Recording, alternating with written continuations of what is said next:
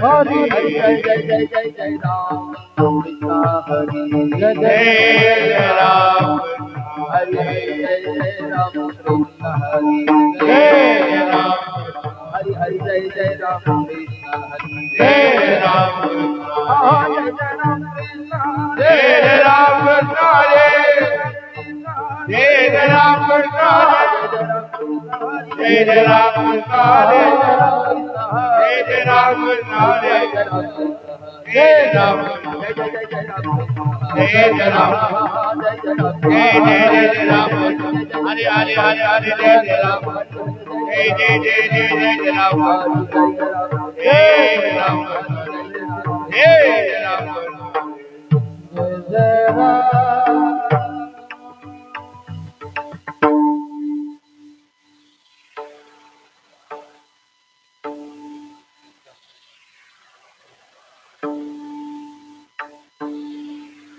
रूपा पाहता लोचनी दुःखता देव सद ओ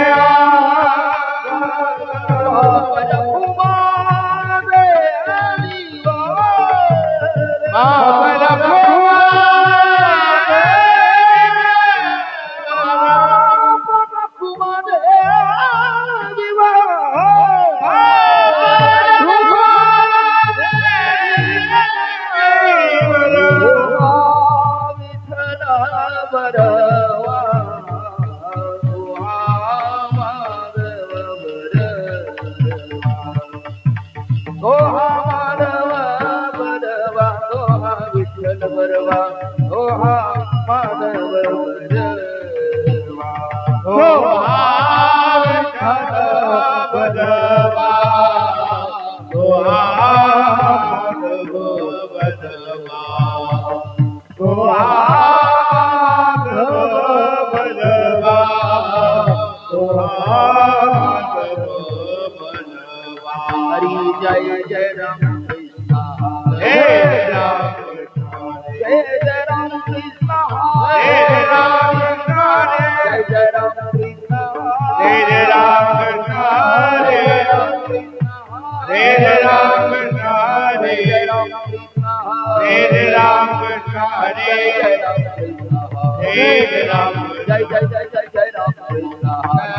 हरी जय जय राम कृष्ण जय राम जय जय राम कृष्ण जय जय राम कृष्ण जय जय राम कृष्ण राम कृष्ण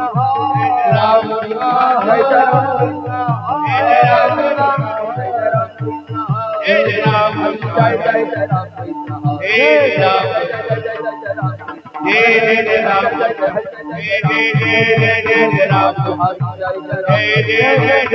हरे हरे हरे हरे राम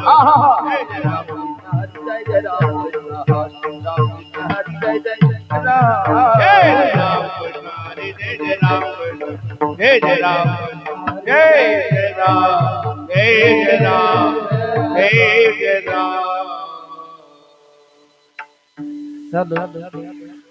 साठवी लहरी जी हृदय मंदिरी जी हृदय मंदिरी जी हृदय हृदय साठवी लहरी हरि जी हृदय मंदिरी जी हृदय मंदिरी हृदय मंदिरे हृदय मंदिरे साठविला हरी हृदय मंदिरी जाती तरडीयर धार झाला सफल व्यापार झाला सफल व्यापार झाला सफल व्यापार झाला सफल व्यापार झाला सफल व्यापार साठविला हरी हृदय मंदिरे जाती झाला सफल व्यापार झाला सफल व्यापार झाला सफल व्यापार झाला सफल हरी आला हाता मग कैसी भजत हरी आला हाता मग कैसी भजत हरी आला हाता हाता हाता मग कैसी भजत हरी आला हाता हाता मग कैसी भजत हरी आला हाता मग कैसी भजत जाती सरलीर धार झाला सफल व्यापार झाला सफल व्यापार झाला सफल व्यापार झाला सफल व्यापार झाला सफल व्यापार हरी आला हाता मग कैसी भजत सफल व्यापार झाला सफल व्यापार झाला सफल व्यापार तुका मने हरी काजी उरोने निवरी तुका मने हरी काजी तुका मने हरी काजी उरोने निवरी तुका मने हरी काजी उरोने तुका मने हरी काय उरोने निवरी जाती सरलीर झाला झाला सफल व्यापार झाला सफल व्यापार झाला सफल व्यापार झाला सफल व्यापार झाला सफल व्यापार तुका मने हरी उरोने देवरी सफल व्यापार सफल व्यापार झाला सफल व्यापार झाला सफल व्यापार झाला सफल व्यापार हरी हरी धोपा रखुमाई टाळी टाळी धोपा धोपा रखुमाई जय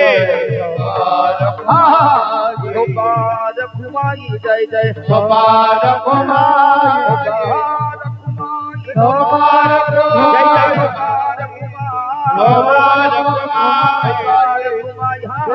रखुमाई रखुमाई टाळी टाळी टाळी रखुमाई जय जय जय जय रखुमाई रखुमाई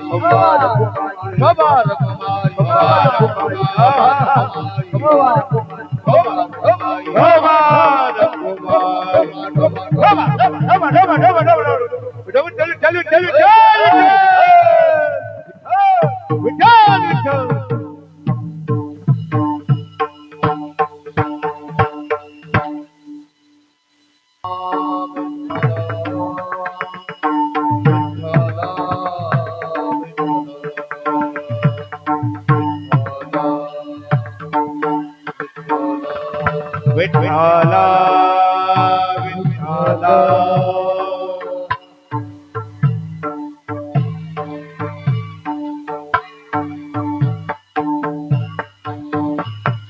विठ्ठला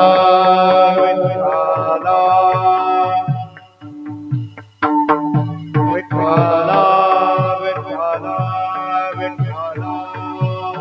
विठ्ठला विठ्ठला विठ्ठला विठ्ठला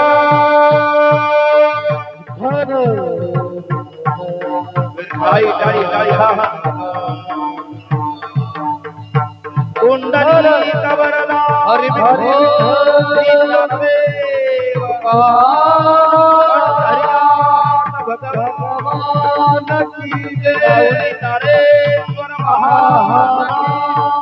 जगत गुरु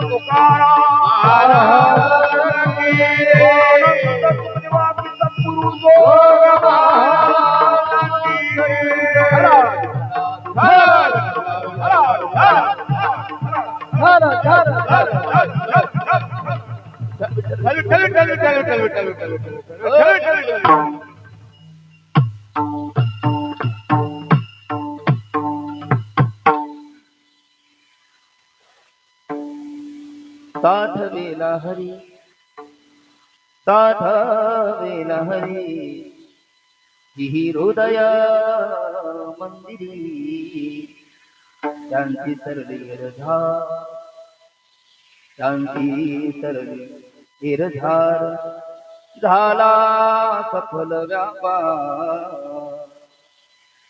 हरी आला हाता मग कैसी भय चिंता शांती सरली हिरझार झाला सफल व्यापार तुका म्हणे हरी तुका म्हणे हरी काही उरोनी दिवुरी शांती सरली रघा झाला सफल व्यापार भजे व्रजे कमंडन समास पापंडन स्वभात ईतरांजनम सदैव नंदनम प्रीत गोचमासकं सुनाद दे आसकं अनंग रंग सागरं नमामि कृष्णनादरं पदार बिंदेन पदारविन्दं मुखारविन्देन विनिवेशयन्तं वटशपत्रश उदेशयामो बालं कुन्दं मनसा स्मरामि श्रीकृष्ण गोविंद हरे मुरारी हे नाथ नारायण वासुदेव नमो सद्गुरु तुकया जान दीपा नमो सद्गुरु सच्चिदानंद रूपा नमो सद्गुरु भक्त कल्याण मूर्ति नमो सद्गुरु पासरा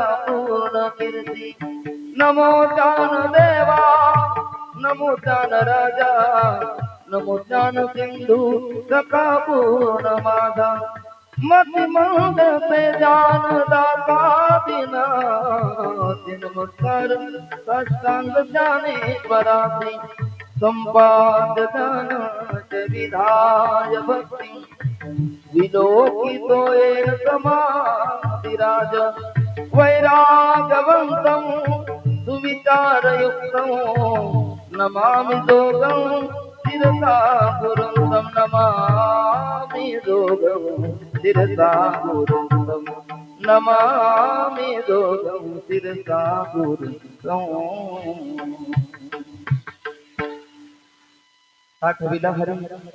साठविला हरी जी ही हृदय मंदिरी त्यांची सरलीर झार झाला सफल व्यापार. हरियाला हाता मग कैची भय चिंता. त्यांची सरलीर झार झाला सफल व्यापार. तुका म्हणे हरी काही वरुणी दिवरी. त्यांची सरलीर झार झाला सफल व्यापार. प्रस्तुत प्राप्त प्रसंगी नैमित्तिक कीर्तनरूपी सेवेकरता घेतलेला अभंग. महान भगवत भक्त वारकरी संप्रदायाच्या स्थानी विराजमान वैराग्य रागरसिक सकल कंठभूषण ज्ञानेश्वरी श्रीमंत श्री जगद्गुरु तुकोबराय महाराज यांचा हा जगप्रसिद्ध असा 4 चरणाचा अभंग असून प्रस्तुत अभंगामध्ये श्रीमंत श्री जगद्गुरु तुकोबराय तुम्हामा यच्चे यावत मानव मात्राच्या पाठीमागे लागलेलं जन्ममरण परंपरेचं भयंकर दुर्धर भयावह असं जे दुःख आहे त्यातून बाहेर पडण्याचा एक स्तुत्य सर्वाला कळेल, रुचेल, पचेल आणि झेपेल असा एक उपाय प्रतिपादन करत असताना आणि त्या माध्यमातून संत या तत्वाचा परिचय करून देत असताना श्रीमंत श्री जगद्गुरु तुकोबरायाच्या मुखारविंदातून बाहेर पडलेले उद्गार म्हणजे हरी कीर्तनाकरता घेतलेला हा अभंग आहे. विठ्ठल विठ्ठल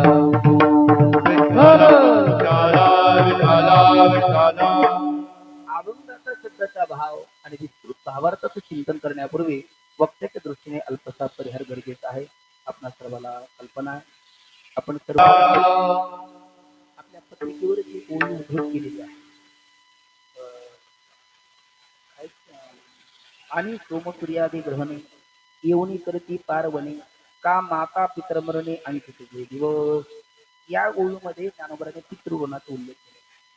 असं भगवान ज्ञानोबराय 2 प्रकारचे पितृ सांगतात. म्हणजे पितृऋणातून उतराई होण्याकरता ज्ञानोबरायच्या अनेक ओव्या आहेत ज्ञानेश्वरीमध्ये, पण माझ्या माहितीनुसार मला 2 ओव्या खूप भावतात.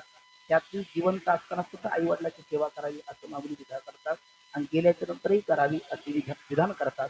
मला वाटतं ही जी ओवी आहे ना, आई वडील गेल्याच्या नंतर त्यांच्या ऋणातून उतराई होण्याकरता आपण काय केलं पाहिजे त्याचं दिग्दर्शन करणारी. आणि सोमसूर्यादी ग्रहणे येवणी करती पारवणे का माता पितरमरणे अंकित जे दिवस. त्या दिवशी आपल्या घरातील वडीलधारी मंडळीने पंचमहाभूत पार्थिव पंचतत्वामध्ये विलीन करून हुमामाचा देहदृष्ट्या निरोप घेतला.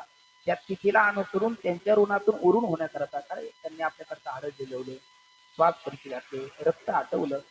मग त्यांचंही काही देणं आपल्याकडे लागतं. तर ते केल्याच्या नंतर त्यांच्या ऋणातून उतराई होण्याकरता आपल्या अंतकरणातली कृतज्ञता प्रगट करण्याकरता आपण काय केलं पाहिजे हे या ओळीमध्ये माऊली सांगतात. विठ्ठल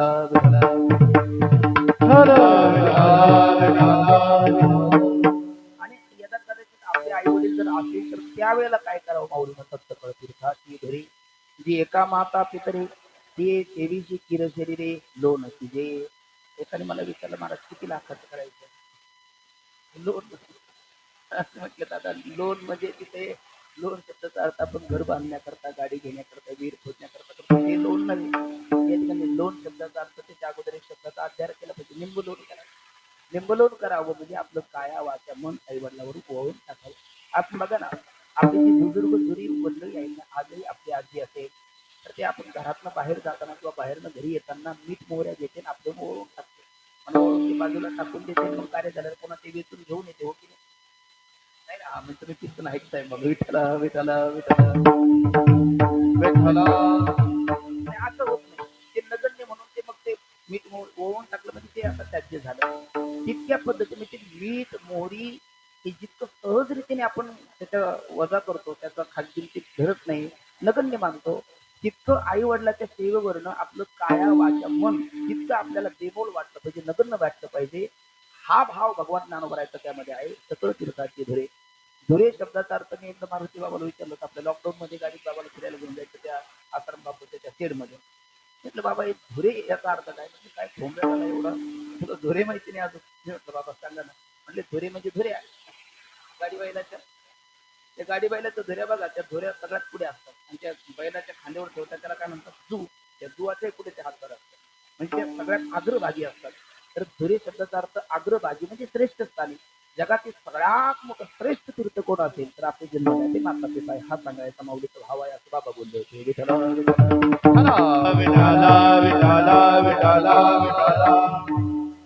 मग असे आई वडील जिवंत असताना आपण काही त्यांच्या ऋणातून उतराई होण्याकरता काही कर्म करावं लागतं. काय करावं काही नाही. 2-3 गोष्टी महत्वाच्या मला वाटतं ते सांगतो. पहिलं तर असं आहे की आपल्या आई वडिलांच्या डोळ्याला 2 वेळेला अश्रू येतात.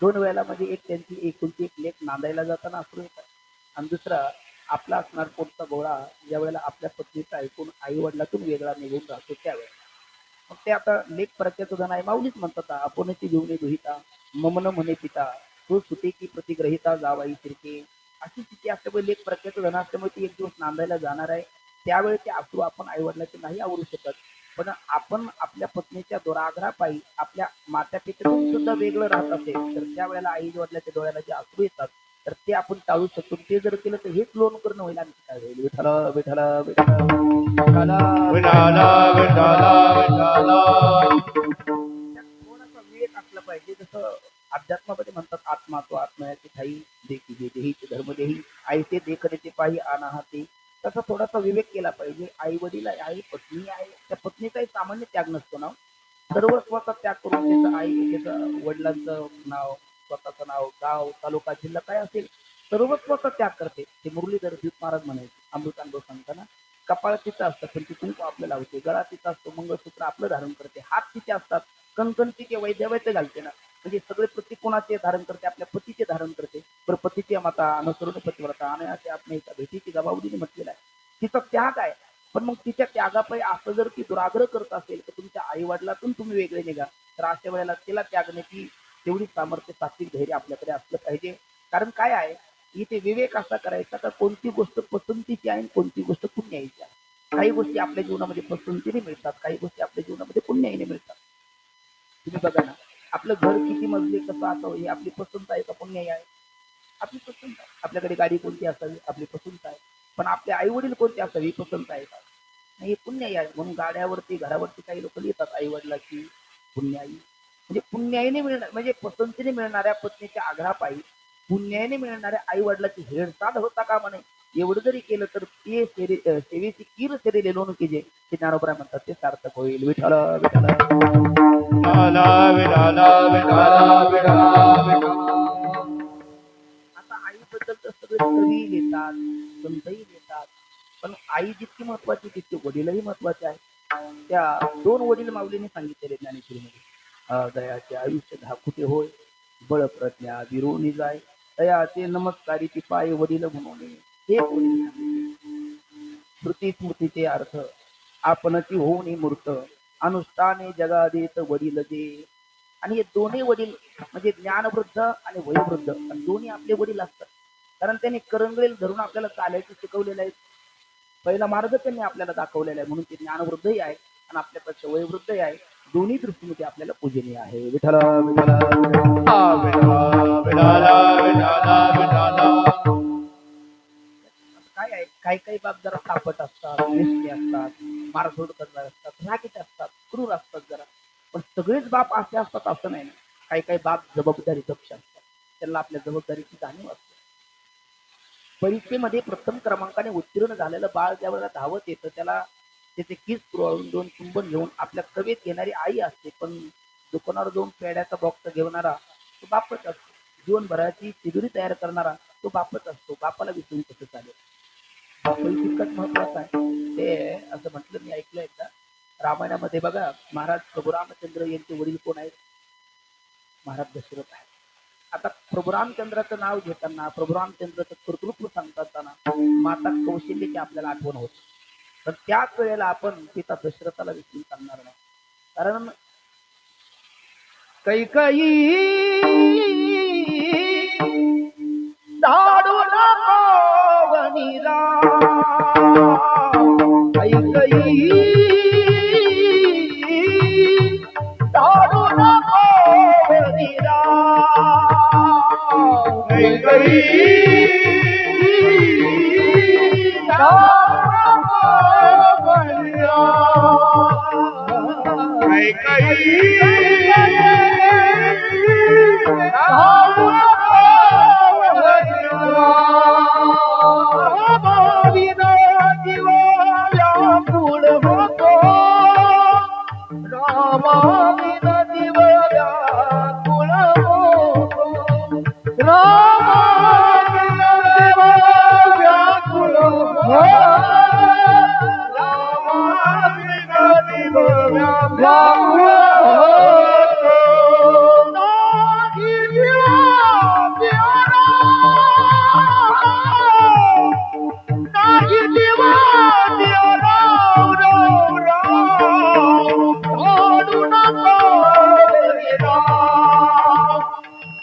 कैकई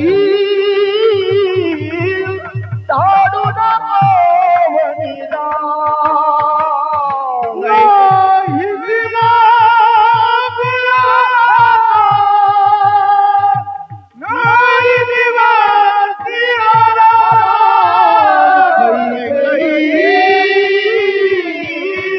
धाडू नको वनिरा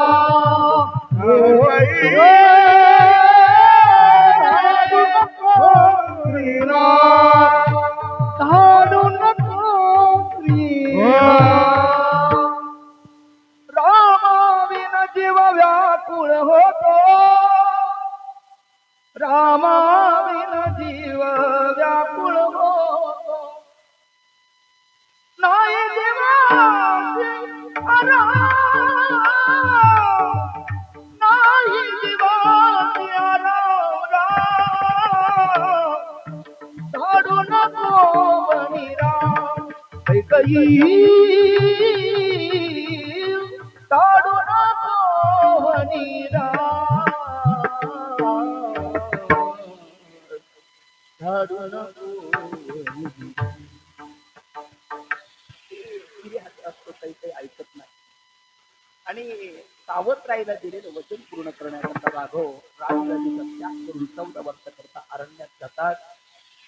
ज्यावेळेला प्रभू रामचंद्र जातात त्यावेळेला त्याच रामाचं नाव घेऊन 6 वेळेला नाव घेऊन एक चित्याने आपला प्राण त्यागलेला आहे म्हणजे बापाचे स्थान घेणार राम राम म्हणत 6 वेळेला राम म्हणतात आणि जगाचा निरोप घेतात म्हणजे किती वडील एका बाळावर प्रेम करतात ते बघा. कन्हैया गोपाल कृष्णाचं नाव घेताना माता येशुदीची आठवण आपल्याला नेहमी व्हावी का होऊ नये देवकीची व्हावी येशुदीची व्हावी पण त्यावेळेला वसुदेवाला आणि नंदाला विसरून चालणार कारण नाका तोंडात पाणी जातं काय आहे आपले वैद्य बाबाचे पंचायतीचे नेहमी म्हणतात श्रेयांशी बहु विज्ञानी बहुते डॉक्टर बाबा पाठात सांगतात चांगल्या कार्यामध्ये विघ्न येतात प्रतिबंध येतात परमात्मा सुद्धा परीक्षा पाहतो ते वैद्य बाबाचे उद्गार आहे जिथे आपल्या बापाची परीक्षा पाहतो तिथे तुमच्या आमच्या काकाची पाहणार नाही ते वसुदेवाच्या नाकातोंडात पाणी जातं वसुदेव म्हणतात एकतर देवाला घरी येईल म्हणजे नंदाच्या किंवा मी देवा घरी जाईल पण हातीने माताना फिरे मागे एवढं आपल्या जीवावर उदार होणारा कोण आहे तो बाप राजे शिव छत्रपति काही काशी की कला जाती मथुरा में मस्जिद वस्ती अकेला शिवागरण होता तुम हम सबकी चिंता हो जाती असं म्हणतात ते समर्थांनी खूप बोध लिहिलेला शिवरायाचा आठवावे रूप शिवरायाचा आठवा प्रताप शिवरायाचा आठवावा साक्षी भूमंडळी शिवरायाचे कैसे चालणे शिवरायाचे कैसे बोलणे शिवरायाची कलगी देणे कैसे असते निश्चयाचा महामेरू बहुत जनाचे आधारे अखंड स्थितीचा निर्धार जिवंत योग त्या 5 बाजूच्या पाचशाही राशाही करून दिल्लीपासून दिल्लीपर्यंत भगवा फडकवला हिंदवी स्वराज्य आनंदीला मला वाटतं कदाचित कीर्तन प्रवचन करतो हे त्यांचे मित्र आहेच आपल्या पण त्या राजे शिव छत्रपतीचं जेव्हा आपण जय भवानी जय शिवाजी जय जिजाऊ असे उद्गार येतात कधी कधी मनात तरी किमान जय शहाजी पण म्हणावं कारण त्यांचे फार मोठे नाही कारण आपला परिवार विस्कळीत होत असताना त्या बडी बेगमची मर्जी सांभाळत असताना आणि त्या कर्नाटक प्रांतात राहत असताना राजे शहाजीची किती ओळखाण झाली असेल अर्थात बापही चित्तात महत्वाचा आहे आणि मला वाटतं पानसरी परिवाराला कळालं आणि म्हणून पितृगणाचे मोत्रे होण्यासाठी प्राथमिक उपक्रम त्यांनी हाताशी घेतला तर त्यामध्ये काय आहे ते आचार्यांचे गोड आचार्य म्हणतात धनाने घुमव वस्तुवस्तू गोष्टी धार्या ग्रहद्वारे जन स्मशाने देहस्थितायाम परलोक मार्गे कर्मानु गोग स्थिती जीव एका गोड श्लोक आहे आपण किती धन कमवलं तर धनाने घुमव आता त्यांचं म्हणा कारण पूर्वी नसाव्या नव्हत्याच अगदी राजे शिव छत्रपतीच्या काळापर्यंत लोक जमिनीमध्ये धन ठेवायचे म्हणून धनाने घुमव वस्तू गोष्टी आपल्या महाराष्ट्र सारस्वतामध्ये आणखी काही राज्यामध्ये आजही पशुधन मानलं जातं पण ते पशुधन गायी गुरं जनावर जे असतील ती गोठ्यात राहतात तिथे आपल्यासोबत येत नाही पशुवस्तू गोष्टी भार्या ग्रहद्वारे आपली प्रेमाची पत्नी असेल तीही आपण मेल्याच्या नंतर काही सोबत येत नाही घराच्या दारापर्यंत वाट लावण्याकरता ती येते भार्या ग्रहद्वारे जनस्मशाने आपला जो मित्र परिवार आहे ना तोही मेल्याच्या नंतर आपल्या सोबत येत नाही स्मशान भूमीपर्यंत रॉकेल टाकून फुकून देण्याकरता ते आलेले असतात जनस्मशान देहस्थितायाम या देहावर आपण खूप प्रेम करतो पण हा देह सुद्धा नाशवंतचा एक दिवस तोही आपल्या सोबत येत नाही चितेवर जळून 4 चिंतेची राख होते माऊली 13व्या अध्यायामध्ये पुष्कळ या देहाचा नश्वर पण आपल्याला सांगतात झाले श्वाना वरपडे तरी तेच विष्टापेक्षा आपण सुरू होऊया बघून घ्या खूप माऊलीने त्याचं विस्ताराने वर्णन केलं. असा हा तेही सोबत येत नाही. मग येते सोबत कोण? कर्मानुगो गच्छती जीव एका. फक्त आपलं कर्मच येतं. आणि म्हणून तर म्हणतात जैशी करणी वैशी भरणी. पण ते काय होतं, आपले आई वडील, आपले माता पिता, जननी जनक हे आपल्या प्रेमामध्ये इतके गुरफटून जातात, इतके गुंतून जातात, इतका त्यांना पुत्र मोह निर्माण होतो की आपल्या सोबत हा मृत्यूलोक सोडल्याच्या नंतर आपल्याला जावं लागणार आहे. आणि त्यावेळेला आपल्या सोबत जे येणार आहे कर्मरूपी पुंजी, पुण्यरूपी पुंजी, ते कमवायचं विसरूनच जातात. मग त्यांनी जर आपल्याकडे एवढं समर्पण केलं तर ते गेल्याच्या नंतर इथून कदाचित वैकुंठाला गेलेत म्हणा, कैलासाला गेले, स्वर्गाला गेले, तिथे जाण्याचं पुण्य असतं पण तिथे सुविधा भोगण्याचं पुण्य नसतं. मग कधी कधी आपण तीर्थयात्रेला जातो, अगदी खिसा वगैरे घेऊन जातो, पण मनी ऑर्डर आपलं ते काय पाकिट मारलं गेलं किंवा तो पैसा अचानक संपला तर आपण मनी ऑर्डर द्वारा काय करतो, ते मागून घेतो किंवा फोन पे, गुगल पे आज ही सुविधा आहे. अगदी तसाच प्रकार आहे. आपल्या आई वडिलांनी पंचमहाभूताचा पार्थिव देह पंचतत्वामध्ये विलीन केला तर स्थूल देह जातो, सूक्ष्म देह तोच असतो ना. डॉक्टर पाठामध्ये काय सांगत असतात, जोपर्यंत ब्रह्मज्ञान होत नाही, आत्मज्ञान होत नाही, तोपर्यंत सूक्ष्म देह रूपी सिम कार्ड तोच असतं. स्थूल देह रूपी हँडसेट बदलतो पण सिम कार्ड तेच असतं. कुठपर्यंत ब्रह्मज्ञान होत नाही तोपर्यंत. माऊली ती सांगतात, उचलले प्राणा असेल इंद्रिय रंगाची अपैसी कैसा मनबुद्धी पाशी अहंकार ये. त्या प्राणाच्या साह्याने सूक्ष्म देह लोकांतराला जात राहतो, ते भटकंती त्याची चालू असते. पण मग तिथे गेल्याच्या नंतर काय बघा, भारतीय चलन कुठे चालेल बोला बघू? भारतात चालेल का अमेरिकेत चालेल? तुम्ही हे तर हे पण कळत नाही तुम्हाला. नकाराचे होकाराचे काय माना डोला ना असे बुजगावण्यासारखे काय बसतात. आता मला ते पाठ सांगायची सोय, काही प्रतिक्रिया भेटली नाही तिथे अवघड आहे मला बोलणं. तर भारतीय चलन भारतात चालेल का अमेरिकेत चालेल? भारतात चालेल, की अमेरिकेत चालणार नाही. पण मग सोनं घेऊन गेला तर अमेरिकेत चालेल का जपानला चालेल? सगळीकडे चालेल. पण सोनं मृत्यू लोकात चालेल, वरच्या लोकात नाही चालत, खालच्या लोकात नाही चालत. वरच्या लोकात चालणारं चलन आहे पुण्य. मग त्या पुण्याची पावती तरी माऊली म्हणतात, तवेची इंद्रपणाची होती उत्तरी येऊ लागती माघारे मृत्यू लोकात. वरच्या लोकात चालणारं पुण्यरूपी चलन आहे. तिथे जाण्याचं पुण्य कदाचित असतं पण तिथे सुविधा भोगण्याचं पुण्य नसतं. मग अशा वेळेला त्यांचा आपला रक्ताचा ऋणबंध आहे ना, त्यांनी आपल्याकरता हाडं भिजवले, श्वास करती जाते, रक्त आठवलं, मग आपलं देणं लागतं की आपण हे वर्षश्राद्ध, पुण्यस्मरण, त्याला काय आहे, ते गेल्याच्या नंतरचे काही संस्कार आहे बघा. मला वाटतं ते प्रधान काय संस्कृती प्रधान आपला देश आहे. अमेरिका श्रीमंतीने ओळखला जातो, जपान कर्तृत्वाने ओळखला जातो, इंग्लंड सत्ता प्रभुत्वाने ओळखला जातो, जगाच्या पाठीवर आपला भारत ही संस्कृतीने ओळखला जातो. आणि मग संस्कृती प्रधान देश असल्यामुळे जिवंत असताना संस्कार, जन्माला येण्या अगोदर संस्कार, गेल्याच्या नंतरही संस्कार, त्यातले काही प्रधान संस्कार त्यातला आजचा एक संस्कार आहे. गेल्याच्या नंतर पहिला संस्कार असतो शेवदहन संस्कार, अग्नी डाव देतात आपल्या हिंदू धर्मामध्ये. नंतर असतो अस्थिमेलन संस्कार, सावडण्याचा विधी करतात.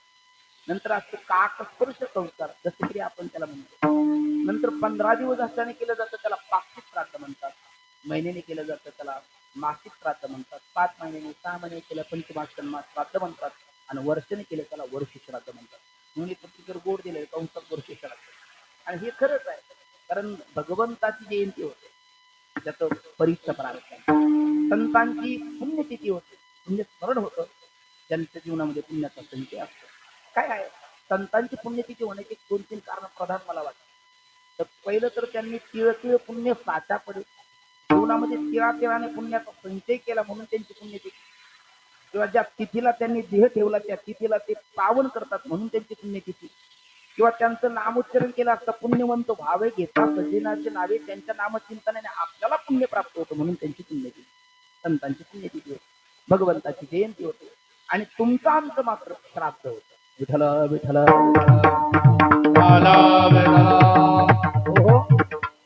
श्रद्ध कर्म उपपद पूर्वक धार्य या धातूपासून श्राद्ध शब्द म्हणतो. श्रद्धेआदी येते ती श्राद्ध. आणि श्रद्धेने तर्पण आधी केलं तर त्याच्याद्वारे एक पुण्यरूपी चलन होतं. आपले आई वडील ज्या लोकांतराला असतील तिथे त्यांना एक पुण्यरूपी सुकृत प्राप्त होतं, तिथे सुविधा त्यांना भोगता येतात. म्हणून हा वर्ष श्राद्ध करण्याचा प्रघात आहे. आणि त्या वर्षी श्राद्धानिमित्त ही सेवा आहे. आता त्यांचा अंतकाळ गोड करण्याकरता, त्यांच्या पुढच्या सुविधा त्यांना भोगण्याकरता या पानसरी परिवाराने केलेला हा जो वर्ष श्राद्धाचा व प्रथम काय आपले आई वडील आपल्याकरता संतही आहे म्हणून त्यांचं पुण्यस्मरण म्हटलं तर काही वावगं नाही. आणि मग त्यांचं प्रथम पुण्यस्मरण किंवा प्रथम वर्ष श्राद्ध याद्वारा जे अन्नदान ज्ञानदान होणार आहे, कारण सर्वाभूती द्यावे अन्न द्रव्य पात्र विचारू, मग त्याद्वारा होणारं जे अनंत सुकृत आहे, पुण्य आहे, ते इथे आता ते ब्राह्मणाकडे पिंड वगैरे पाडतात. आणि ते दिली तिळांजली पूर्णामृपाशी शरीर ज्याचे त्याचे समर्पित. ते उदक मिश्रित पाणी सोडल्याच्या नंतर एखादा आपण जसं ते फोनपेचा एखादा बरोबर नंबर तो कोड डायल केला का मनी ट्रान्सफर होतात, तसं ते मला वाटतं ते उदक मिश्रित ब्राह्मण भूदेवाच्या द्वारा मंत्र म्हटले की ते पुण्य ट्रान्सफर होते. इथून ते किती जातात तितक्या सुविधा त्यांना बघता येतात. त्याकरता हे पुण्य स्मरण केलं जातं. पण आता गेलेले गेले, एक दिवस आपण त्या वाटेवर आहे. पण मग आपला अंतकाळ गोड करण्याकरता किंवा ही जन्मभर परंपराची दुर्धर परंपरा, भयंकर परंपरा ही कायमची खंडित करण्याकरता आपण नेमकं काय केलं पाहिजे. आपण म्हणतो पुढे गेले त्याचा शोधित मार्ग, चला जाऊ माझं जे आम्ही किंवा मागे झाले ते पाहू नका, पुढे जाणे नाही तुका. होई बा जागा, होई बा जागा, नको वापस वावगा. आता तरी पुढे हाती उपदेश, नका करू नाश आयुष्याचा. मग आपला अंतकाळ गोड करण्याकरता किंवा खरा गोड म्हणजे शेवट तो भला माझा बहु गोड झाला, आलो मी ज्याच्या माहेरा, भेटी रखुमाईच्या वरा. आपला अंतकाळ गोड होण्याकरता अर्थात ही जन्ममरणाची दुर्धर भयंकर परंपरा कायमची खंडित करण्याकरता म्हणजेच वेदांताच्या भाषेमध्ये दुःखाची आत्यंतिक निवृत्ती आणि परमानंदाची प्राप्ती असा सारा मोक्ष ना मुक्ती प्राप्त होण्याकरता. त्यातही मुक्तीमध्ये प्रधान दोन प्रकार आहेत, एक जीवनमुक्ती आहे आणि दुसरी विधेय मुक्ती आहे. कशाला म्हणतात जीवनमुक्ती, कशाला म्हणतात विधेय मुक्ती? तर सद्गुरू साधक उदय संजीवनी डॉक्टर नारायण महाराज जाधव बाबांचे उद्गार आहे. जीवनमुक्ती त्याला म्हणतात ज्याच्यामध्ये अज्ञान नाही पण विक्षेप असतो देहादी, त्याला जीवनमुक्ती म्हणतात. आणि अज्ञानासहित विक्षेपाची निवृत्ती त्याला विधेय मुक्ती म्हणतात. किंवा दुसरं लक्षण बाबा सांगत असतात, जीवनमुक्ती कशाला म्हणतात? ज्याच्यामध्ये विधेय मुक्तीचा निश्चय असतो, हा ती निश्चय माझा परिमी निश्चय होणी तुझा, त्याला जीवनमुक्ती म्हणतात.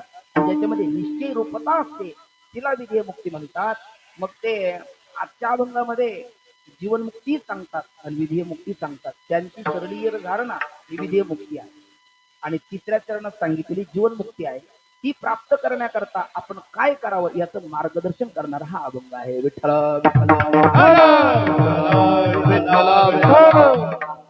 आता फक्त प्रश्न असा आहे की ही सर्वांच्या पाठी लागलेली जन्म मरणाची दुर्धर भयंकर परंपरा ही खंडित करण्याचा एक स्तुत्य उपाय जगद्गुरु तुकोबराय आजच्या अभंगात सांगतात. असं विधान सुरुवातीला केलं, आताही केलं. पण मग जाणत्या श्रोते मायबापाच्या अंतकरणामध्ये तुमच्या किंवा हे माझे जे अनेक कीर्तनकार गुरुबंधू या ठिकाणी आहेत, आपल्या अंतकरणामध्ये साधारणतः प्रधान 3 प्रश्न निर्माण होतात. पहिला प्रश्न तो हा आहे की ही परंपरा कुणाच्या पाठीमागे लागली. दुसरा प्रश्न आहे केव्हापासून लागली. आणि तिसरा प्रश्न आहे सुटण्याचा नेमका उपाय काय. विठ्ठल विठ्ठल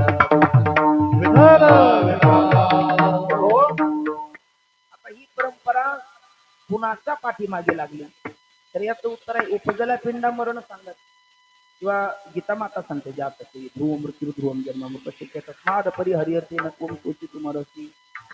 किंवा 9वी मर गई 10वीं मर गई सहस्राक्षांशी 33 कोटी देवता मर गई पड़े काल की फांसी जमका अजब तड़ाका दे तो क्या जाने लड़का दे जमका अजब तड़ाका दे तो क्या जाने लड़का दे. सर्वांच्या पाठातले वचन आहे. आजा गेला पंजा गेला बाप बसला गेला देखत देखत ना तू पण तू तोय ऐक झाला. याचा अर्थ कुणाच्या पाठीमागे लागली येत नाही. ज्ञानोबरांनी सांगावं येत नाही उरू आले अवतार कीर्ती पामर जीव चुकी. आपल्याला अवतार तर म्हणत नाही, वैतगुण म्हणतात काय अवतार आहे असं म्हणतात, पण अवतार नाही म्हणत. अवतार भगवंताचा किंवा संतांचा असतो. विठ्ठल विठ्ठल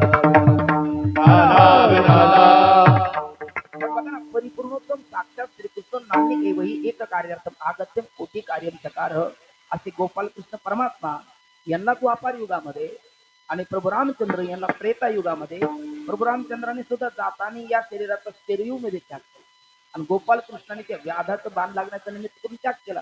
म्हणजे जगद्गुरु तुकोबराय असे अपवादात्मक सोडले तर हा देह इथे ठेवावाच लागतो. ही गोष्ट अचळ आहे. विठ्ठल विठ्ठल म्हणून तो दंत असेल संत असेल वा भगवंत असेल प्रत्येकाला या ठिकाणी मृत्यूलोक असल्यामुळे मरावं लागतं. त्यामुळे ही परंपरा कुणाच्या पाठीमागे लागली याचं उत्तरच आहे सर्वांच्या लागली. सर्वांच्या लागली. अगदी विनोदाने आपले बाबा कधी कधी म्हणत असतात घराघरातले इंद्र असतील, महाराष्ट्रातले देवेंद्र असतील आणि भारतातले नरेंद्र असतील, स्वर्गातले इंद्र असतील, सगळ्यांच्या पाठीमागे लागले. आपले मारुती बाबाचं वाक्य उंदरापासून ते नाही उंदरापासून ते इंद्रापर्यंत इंद्र चंद्र सगळ्यांच्या पाठीमागे लागलेली परंपरा आहे. कुणाच्या? उत्तर आहे सर्वांचा. पहिला प्रश्न आपला मिटला. दुसरा प्रश्न काय आहे? केव्हापासून लागली, केव्हापासून लागली याचं उत्तर हे आतापर्यंत तरी कोणी देऊ शकला नाही. विठ्ठल विठ्ठल विठ्ठल कुणी का देऊ शकला नाही? आता उत्तर देण्याचं सामर्थ्य कोणाकडे आहे? मला वाटतं फार झालं तर वेदाकडे आहे. ऐतापासून काढीती हित देवने वाढविती नाही का श्रुती प्रवृत्ती माऊली जगा. वेद हा सर्वज्ञ कल्प आहे. परमात्म्याला सर्वज्ञ म्हणतात आणि वेदाला सर्वज्ञ कल्प म्हणतात. सर्वज्ञ असणाऱ्या परमात्म्याचं सर्वज्ञ रूपाने ज्ञान करून देणारा सर्वज्ञ कल्प वेद आहे. वेद हा अनादि आहे. धाता याचा पूर्वम अकल्पयत जयाचे निस्वासी जन्म झाले वेद रासू असं माऊली म्हणतात. भगवा हा वेद जो आहे ना तो सर्वज्ञ आहे आणि वेदाला आपण विचारा भाऊ वेद महाराज ही जन्म मरण परंपरा आमच्या पाठीमागे केव्हापासून लागली? तर वेदाने उत्तर दिलेले अनादि. तुकोबराला विचारा, तुकोबरा एवढंच सांगतात किती जन्म झाला फेरा गणित नाही श्रीदातारा पडिलो आवती भोवरा बहु थोरा वळती. किती जन्म झाला गणित नाही जी दाता, किती जन्म झाले सांगता येत नाही. तुकोबराला विचारा, माऊलीला विचारा, सकल संताला विचारा.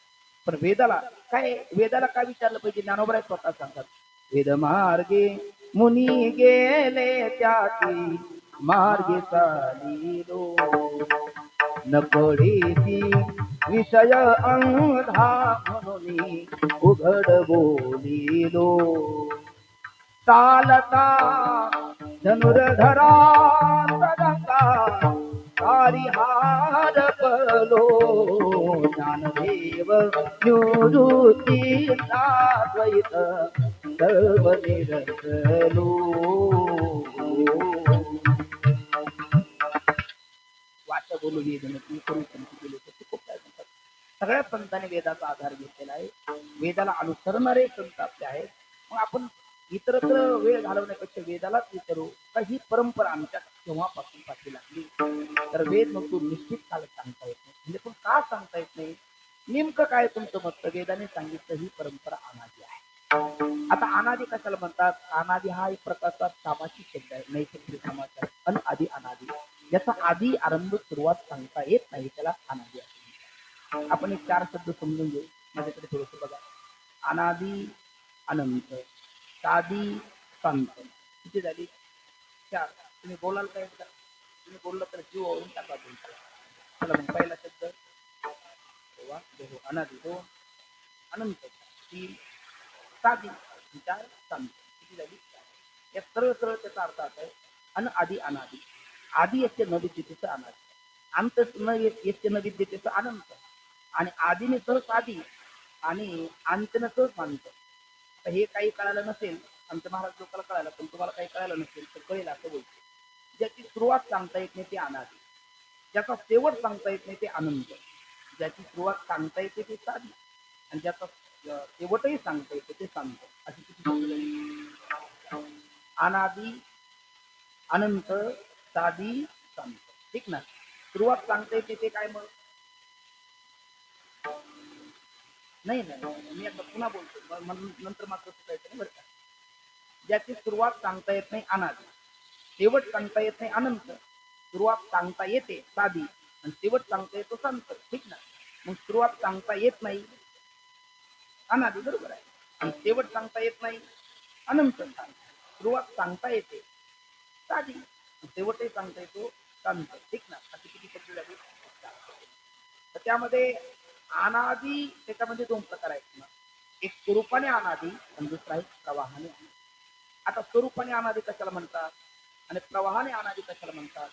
स्वरूपाने अनादि म्हणजे ज्याची उत्पत्ती सांगता येत नाही किंवा उत्पत्ती होत नाही त्याला अनादि स्वरूपाने अनादि. अशा वेदांतामध्ये 6 गोष्टी आहेत. कोणत्या त्या? मोजा. ब्रह्म, माया आणि त्यांचा आध्यात्मिक साधर्म्य संबंध, जीव, ईश्वर आणि यांचा औपाधिक भेद. किती झाले? 6. या 6 गोष्टी स्वरूपाने अनादि आहे. ब्रह्म कधीपासून आहे सांगता येत, माया कधीपासून आहे सांगता येत नाही. ब्रह्म अनादि, माया अनादि. फक्त ब्रह्म अनादि अनंत आहे, माया अनादि शांत आहे पण अनादि आहे. बरं जीव आणि ईश्वर हे कधीपासून हेही सांगता येत नाही. त्यांच्यातला औपाधिक भेद कधीपासून आहे हेही सांगता येत नाही. अशा 6 गोष्टी झाल्या स्वरूपाने अनादी. आणि दुसरं प्रवाह रूपाने अनादी. प्रवाह रूपाने अनादी म्हणजे फक्त त्याची उत्पत्ती होते. अनादी कसं? उत्पत्ती असेल तर साधी आणि उत्पत्ती होत नसेल तर अनादी. पण ते प्रवाह रूपाने अनादी म्हणजे त्याचा आदी म्हणजे उत्पत्ती होते. पण पहिली उत्पत्ती केव्हा झाली हे सांगता येत नाही. त्याला प्रवाह रूपाने अनादी म्हणतात. विठ्ठल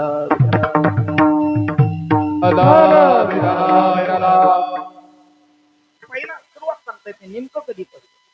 जसं ते अनादी माऊलीच्या 2 ओळ्या येतात त्या प्रवाह रूपाने अनादी म्हणतात. म्हणजे अनेक असतील माझ्या पाठातल्या 2 आहेत. त्यातली पहिली ओळी माऊली म्हणतात उपजेते नासी नासिले ते पुनरपी दिसे हे घटिका यंत्र जैसे परिभ्रमे गा किंवा बीज मोडे झाड होय झाड मोडे बीज समाय ऐसेनी कल्प कोडी जाय परी जात नसे. हे ज्ञानोबरांनी इथे हा प्रवाह रूपाने अनादित्वाचा विचार आपल्या समोर ठेवला. म्हणजे मी तुम्ही इकडे बघा ना माऊली बीज आधी का झाड आधी सांगता येत नाही. तुम्हाला मुख आहे तुम्ही चांगलं बोलता सांगता येत नाही. खरंच आहे ते सांगता येत नाही खरं आहे ना. पण काय बीज आधी म्हणाल तर ते आलं कुठून झाडापासून. झाड आधी म्हणाल तर ते झालं कोणापासून बीजापासून. म्हणजे त्याला अनादी बीज वृक्ष नाही म्हणतात. त्याचा आधी सांगता येत नाही. याच्या अगोदर हे एवढंच बोलता येतं अगोदर बीज का अगोदर वृक्ष सांगता येत नाही. कल्पना करा आता सचिन महाराज आळंदीला राहतात. कुमार महाराज हल्ली गावी राहतात. आणि मग एका एकादशीला कुमार महाराज आले सचिन महाराज दोघंही इंद्राणीवर गेले स्नानाला गेले. आणि स्नान करताना कुमार महाराजांनी सचिन महाराजला विचारलं का हो कुठे स्नान करतात म्हणजे प्रत्येक एकादशीला इथे मागच्या एकादशीला इथे कुठे अहो याच पाण्याने. आता याच पाण्याने म्हणताना पहिला गडवा डोक्यावर घेताना जे पाणी आहे ते दुसऱ्या गडव्याला आहे का? पण तरी महाराज काय बोलले याच पाण्याने. ते पाणी गेलं समुद्राला. पण याच पाण्याने काय म्हटले माऊली म्हणतात मिळून मिळत की असेल समुद्री गंगाजळ पुढचं जरी जात राहिलं तर मागे येत राहतं. त्यामुळे पहिलं पाणी कोणतं दुसरं पाणी कोणतं हे सांगता येत नाही. तशा पद्धतीने आपल्या पाठीमागे पुनरपी जननम पुनरपी मरणम चालू आहे. त्यामुळे पहिला जन्म केव्हापासून हे सांगतात. विचारसागर ग्रंथामध्ये राड गाडग्याच्या माळेचं उदाहरण. राड गाडग्याची माळ असते. त्या राड गाडग्याची माळ म्हणजे ज्या वेळेला आपले मोतीने पाणी देण्याचा त्याच्या अगोदर तो राड गाडग्याच्या माळीचा प्रकार होता. मटक्याला मटके बांधलेले असायचे. आता ते उलटे जाताना असे खाली विहीर जायचे भरून पुन्हा यायचे असे इकडे थारोळ्याचे पालखी व्हायचे असा प्रकार तो चालत आहे. आणि ते उलटे भरत जाणार इकडे खाली विकत जाणार. ते रहाड गाडगीची माळ बांधताना पहिला मटका कोणता हा सांगता येतो. पण एकदा बांधून फिरायला लागल्याच्या नंतर पहिला मटका कोणता सांगता येत नाही. याच्या पुढचा हा एवढंच बोलता येतं. तशी ही जन्ममरण परंपरा ही स्वरूपाने अनादी नाही पण प्रवाह रूपाने अनादी आहे. आणि प्रवाह रूपाने अनादी असल्यामुळे पहिला जन्म नेमका आपला कधी केव्हा कुठे झाला हे मात्र सांगता येत नाही. म्हणून श्रुती माता ही परंपरा केव्हापासून पाठी लागली याचं उत्तर देते अनादी. विठ्ठल पण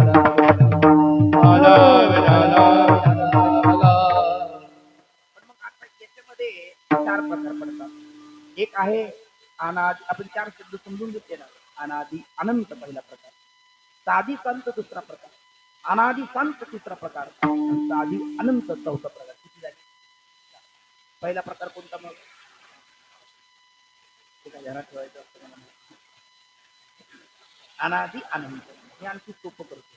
नाहीतरी सगळीकडे विभागणी चालू आहे. कीर्तनात चालू आपला एक आनंद घेण्याकरता विरंगुळा म्हणून. तर पहिला प्रकार आणखी छोटी माझ्या मागची सगळी बाळा ध्यानात.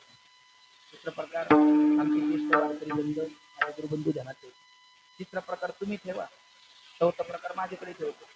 म्हणजे आपल्याला ते सुलभ पडेल पटकन थोडंसं पुढे जाते. काय वेदांत बाबा बोलकं केल्याशिवाय वेदांत काही कळालं नाही हेही कळत.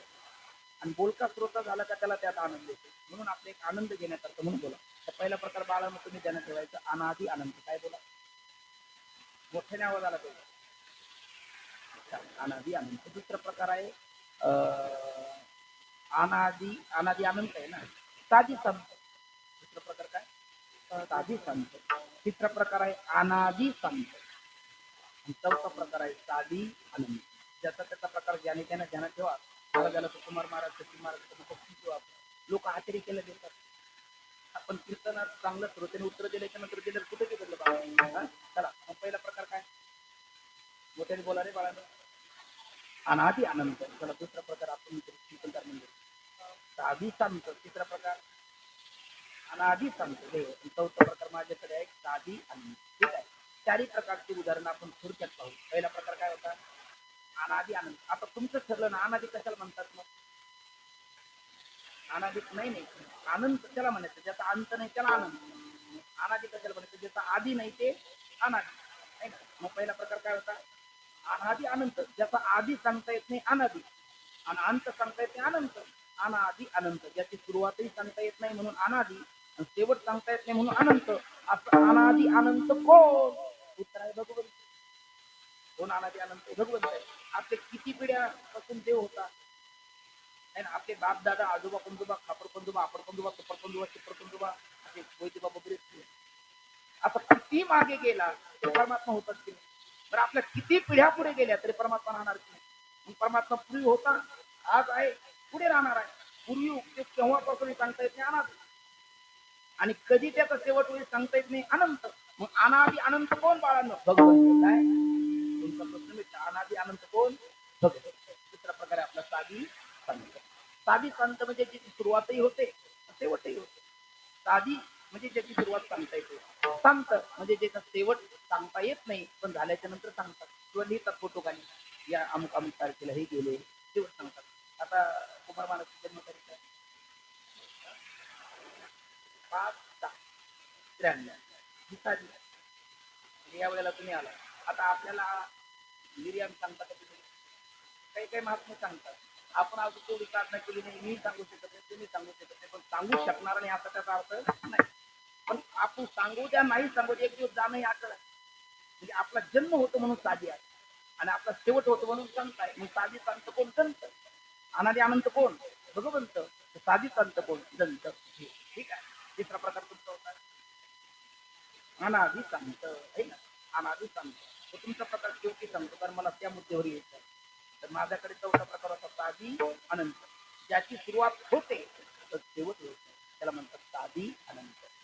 वेदांतामध्ये न्यायशास्त्रामध्ये 4 अभावाचा विचार आहे. भाव आणि अभाव. असणं हा भाव आहे, नसणं हा अभाव आहे. घटपटादी पदार्थाचा काय आहे? भाव आहे. आणि वंद्या पुत्र शेतशृंगादी कसं काय आहे? अभाव आहे. माऊली म्हणतात वांगीचे लेख, कैची जन्मपत्रिका, नवीन भूमिकाची कल्पना. जो पदार्थ आपल्याला दिसत नाही ना, असत्येत न प्रतीय, तर वंद्या पुत्र शेतशृंग ख पुष्प नरविशान हे अभावरूप पदार्थ आहे. आणि घट पट वस्त्रादी हे भावरूप पदार्थ आहे. त्या अभावामध्ये 4 प्रकार आहेत. प्राग अभाव, प्रभूंचा अभाव, अन्योन्य अभाव आणि अत्यंत अभाव. आता कशाला प्राग अभाव, कशाला प्रभूंचा अभाव, कशाला अन्योन्य अभाव, कशाला अत्यंत अभाव म्हणतात? अगदी सोपं बनतं. प्राग म्हणजे पूर्वी, अभाव म्हणजे नक्की, म्हणजे उत्पत्तीपूर्वी ज्याचा अभाव आहे त्याला प्राग अभाव म्हणायचं. आता कल्पना करा, समोर बॉटल आहे, घट आहे. घट उत्पत्तीपूर्वी घटाचा अभाव होता का भाव होता? नाही. घट उत्पत्ती अगोदर त्याचा अभाव होता का भाव होता? अभाव होता. आणि नंतर दिसला त्याचा काय झाला? भाव झाला. मग घट उत्पत्तीपूर्वी घटाचा जो अभाव आहे त्याला प्राग अभाव म्हणतात. बरं, घट उत्पन्न झाला आणि एखादा व्यक्ती गेल्याच्या नंतर 3 फेऱ्या मारताना त्याला काय करतात? त्रिवीला घट पुढील आचरणी महावाक्य ध्वनी बोंब झाली. तो घट करून टाकला तर त्याचा धोऊच होतो, त्याला म्हणतात प्रभूचा अभाव.